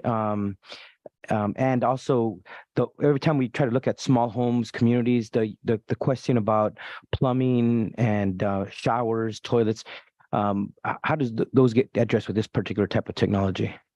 So we chose Boss Cubes because really the speed in which they can get stood up. There's similar products. Oh my goodness, pallet shelters is a good example of an alternative. But Boss Cubes does have a higher fire rating. They are safer. They're inexpensive per unit. It's about $25,000 per door. It gets expensive when you start doing the other construction costs that come along with it, like you mentioned, running plumbing and electricity. So the model that we have is there will be a centralized shower location and a centralized bathroom location. And the reason why we selected to do that is because this is an interim housing project, and we don't want to give any implications that this is a forever home. We want folks to be engaged. We want folks to really enjoy the space and the privacy in which we are giving, but we also want them to stay on track and to design their pathway to housing. So there is definitely a lot of thought that went into which types of units we chose. But again, really the speed is the biggest component. And they're movable. So if the church decides that they don't want to do this in a few years, then it would be easy to collapse them and move them. And I think that that's a big piece is we're trying something new and we want to make sure that we could will it back if it doesn't work. Great. And the reason I asked that is because this has come up, these smaller home communities. It got talked a lot about in many circles in Monterey County, but just never materialized to get a first pilot project. This one obviously is going to be on the Santa Cruz County side, but one that we are at least partnering with, hopefully that could be an example of more to come in other parts of the county as well. So I'm glad that we could hopefully put this application, hopefully be successful, but to do our first ever project that we're a part of with our neighboring county, I think is exciting. And hopefully we could get some lessons learned there and see how we might be able to have that work as a model for some other parts. It's not the total solution, but a place to get people from a dangerous situation living along a river into housing and services is certainly a much better situation to put those residents in. And certainly in an area of the county that we know has a great need. For a long time, the Salvation Army was an overnight shelter on Union Street that closed because of financial reasons for Salvation Army. And then that the shelter, which is now owned by Teen Challenge, was owned, I think, by the Pajaro Valley Shelter, a nonprofit, but they sold that off years ago to Teen Challenge, and now that operates as a recovery home for single men. I think, and so it left the only two former services that provide shelter type services. They no longer exist. So this is really trying to start from where we know there's not even that basic type of a service. Although shelter, I think it's Pajaro Valley Shelter Services does have some shelters for women and children, but not for single men or individuals. Okay, so I want to be very supportive of moving this forward. Let's see if there's any comments from our public. Any comments from the public on item 15 regarding this encampment resolution funding proposal? Anybody online? Nope. Okay, we can remove this back for a motion and second. Move approval with staff recommendation. Okay. So second. Moved by Lopez, seconded by Church. Any last comments from staff? before we vote on this? No. Okay, Roxanne, thank you very much. I know this is going to be one of your first big projects in your new role. We're excited about it. I don't think this would have got to where we're at, and all the meetings that happened before this had it not been for your work and knowing where to go and how to put a very competitive proposal forward. So we're very grateful, and we hope that more of this work could come and hopefully see what other needs you have to be able to carry these projects forward as well. Thank you. With that, if we could call the roll, Madam Clerk. Supervisor Church, Aye. Supervisor Lopez, Aye. Supervisor Adams, Aye. and Chair Supervisor Alejo. Aye. Congratulations. Motion carries 4-0. Thank you so much. Thank you. We look forward to getting good news. Oh, me too. All right, let's go to other board matters, and we'll first go to item 16. These are comments by our CAO, Sonia De La Rosa. No comments from me today. Okay, then we could go to item number 17 on new referrals. We did receive one referral, which has been added to the matrix and will be, and it is the storm recovery rent subsidy program for farm workers, and that's listed on the agenda for today. And we do have a recap of a couple referrals that'll be coming to the board on the 28th. Okay, and Madam CEO, I would ask when the rent subsidy program come, I know we've dealt with one, we had one previously for the pandemic rent subsidy program, but I would also ask to invite Catholic Charities because they were on site at the local assistance centers, and they had raised this as a need out in our community for agricultural families that are displaced without being able to return to work, or have had very little work and are currently struggling just paying the rent. That's why this came forward after that agricultural tour we had that included Catholic Charities. So it'd be good for them to, they said they had a list of over 2,000 families that requested that, and maybe they could come provide some more insight on that need. And I did reach out to social services to make sure they connect with Angela of Catholic Charities to begin that work. So we'll be ready for that. Thank you very much. Okay, that was all on new referrals. Can we go to item number 18 now? Comments from our board. Who would like to start? Supervisor Adams? Yes, just two quick things. We have some meetings in Big Sur coming up. The next quarterly meeting of the Big Sur Byway Organization will be held on March 1st at the multi-agency facility in Big Sur. The next quarterly meeting of the Big Sur Multi-Agency Advisory Council will be held on March 3rd at the Big Sur Lodge.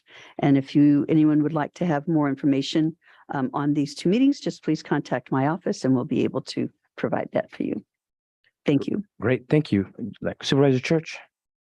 Yeah, I just want to draw attention to on Wednesday. I'm going to have somewhat of a town hall meeting and Pajaro Middle School in their gym. We'll discuss some of the flooding concerns that we're about, and Sheriff Niero we hope will be there along with representatives from PERFMA and Water Resources Agency, and also discussing a range of issues and concerns. And I'm sure the issue we just brought up here with this homeless solution will be one of those. Thank you. Supervisor Lopez?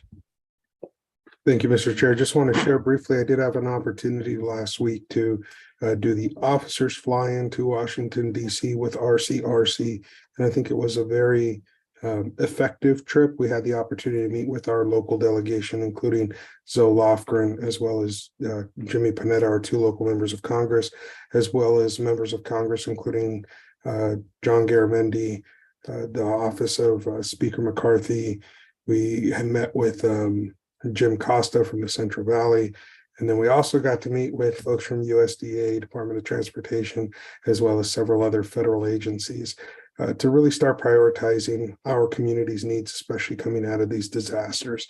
And so just want to thank our delegation for their continued support. I will share that our key focus was obviously on the Farm Bill, with that becoming hopefully being passed at the end of this year and needing some additional changes to impact larger swaths of California's rural communities. But that's where I was last week. Just wanted to share that with the community and share that on Thursday afternoon, I will be having a community meeting in Chular, where we'll be sharing some good news about some coming infrastructure investments there and continuing the dialogue about community desired changes. So I invite folks to join us at Animal's Bakery from 4 to 6 to have that conversation. Thank you, Mr. Chair. All right, and I just want to say I was out at the National Association of Counties Legislative Conference where Supervisor Askew is currently still there. We had some great meetings, interacted with a lot of our colleagues from throughout the country on some of the most pressing issues facing counties throughout our country. So just wanted to say that, and I guess we could adjourn today's meeting after a readout from closed session from County Council. Thank you, Honorable Chair, members of the board. There was no reportable action today.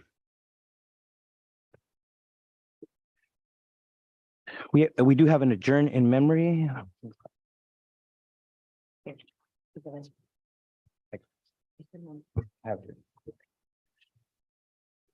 Today, to close today's meeting, we wanted to take an opportunity to adjourn in memory of the father of one of our county leaders, Annette Diadamo, who's our Director of Legislative Services.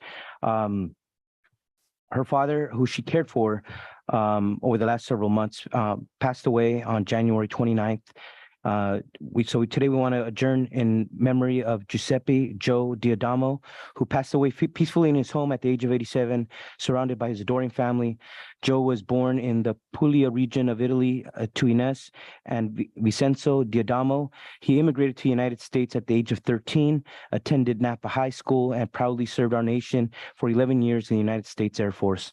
While home on leave, he met what was to become his lifelong sweetheart, Iris, and they had just recently celebrated the 65th wedding anniversary. Determined to provide a life of opportunity to his growing family, Joe received the honorable discharge from the military in 1965 and returned to Napa. He opened a Joe Diadamo Tire and established himself as a trusted and respected businessman, serving the community he loved for 37 years. Joe took inspiration from reading about successful entrepreneurs and incorporated new ideas to improve his own business.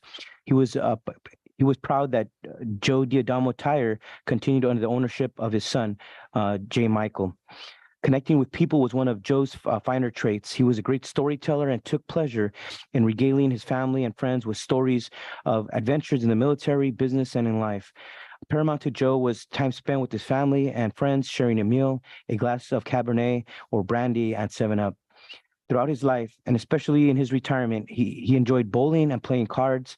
He was an avid 49ers and Giants fan.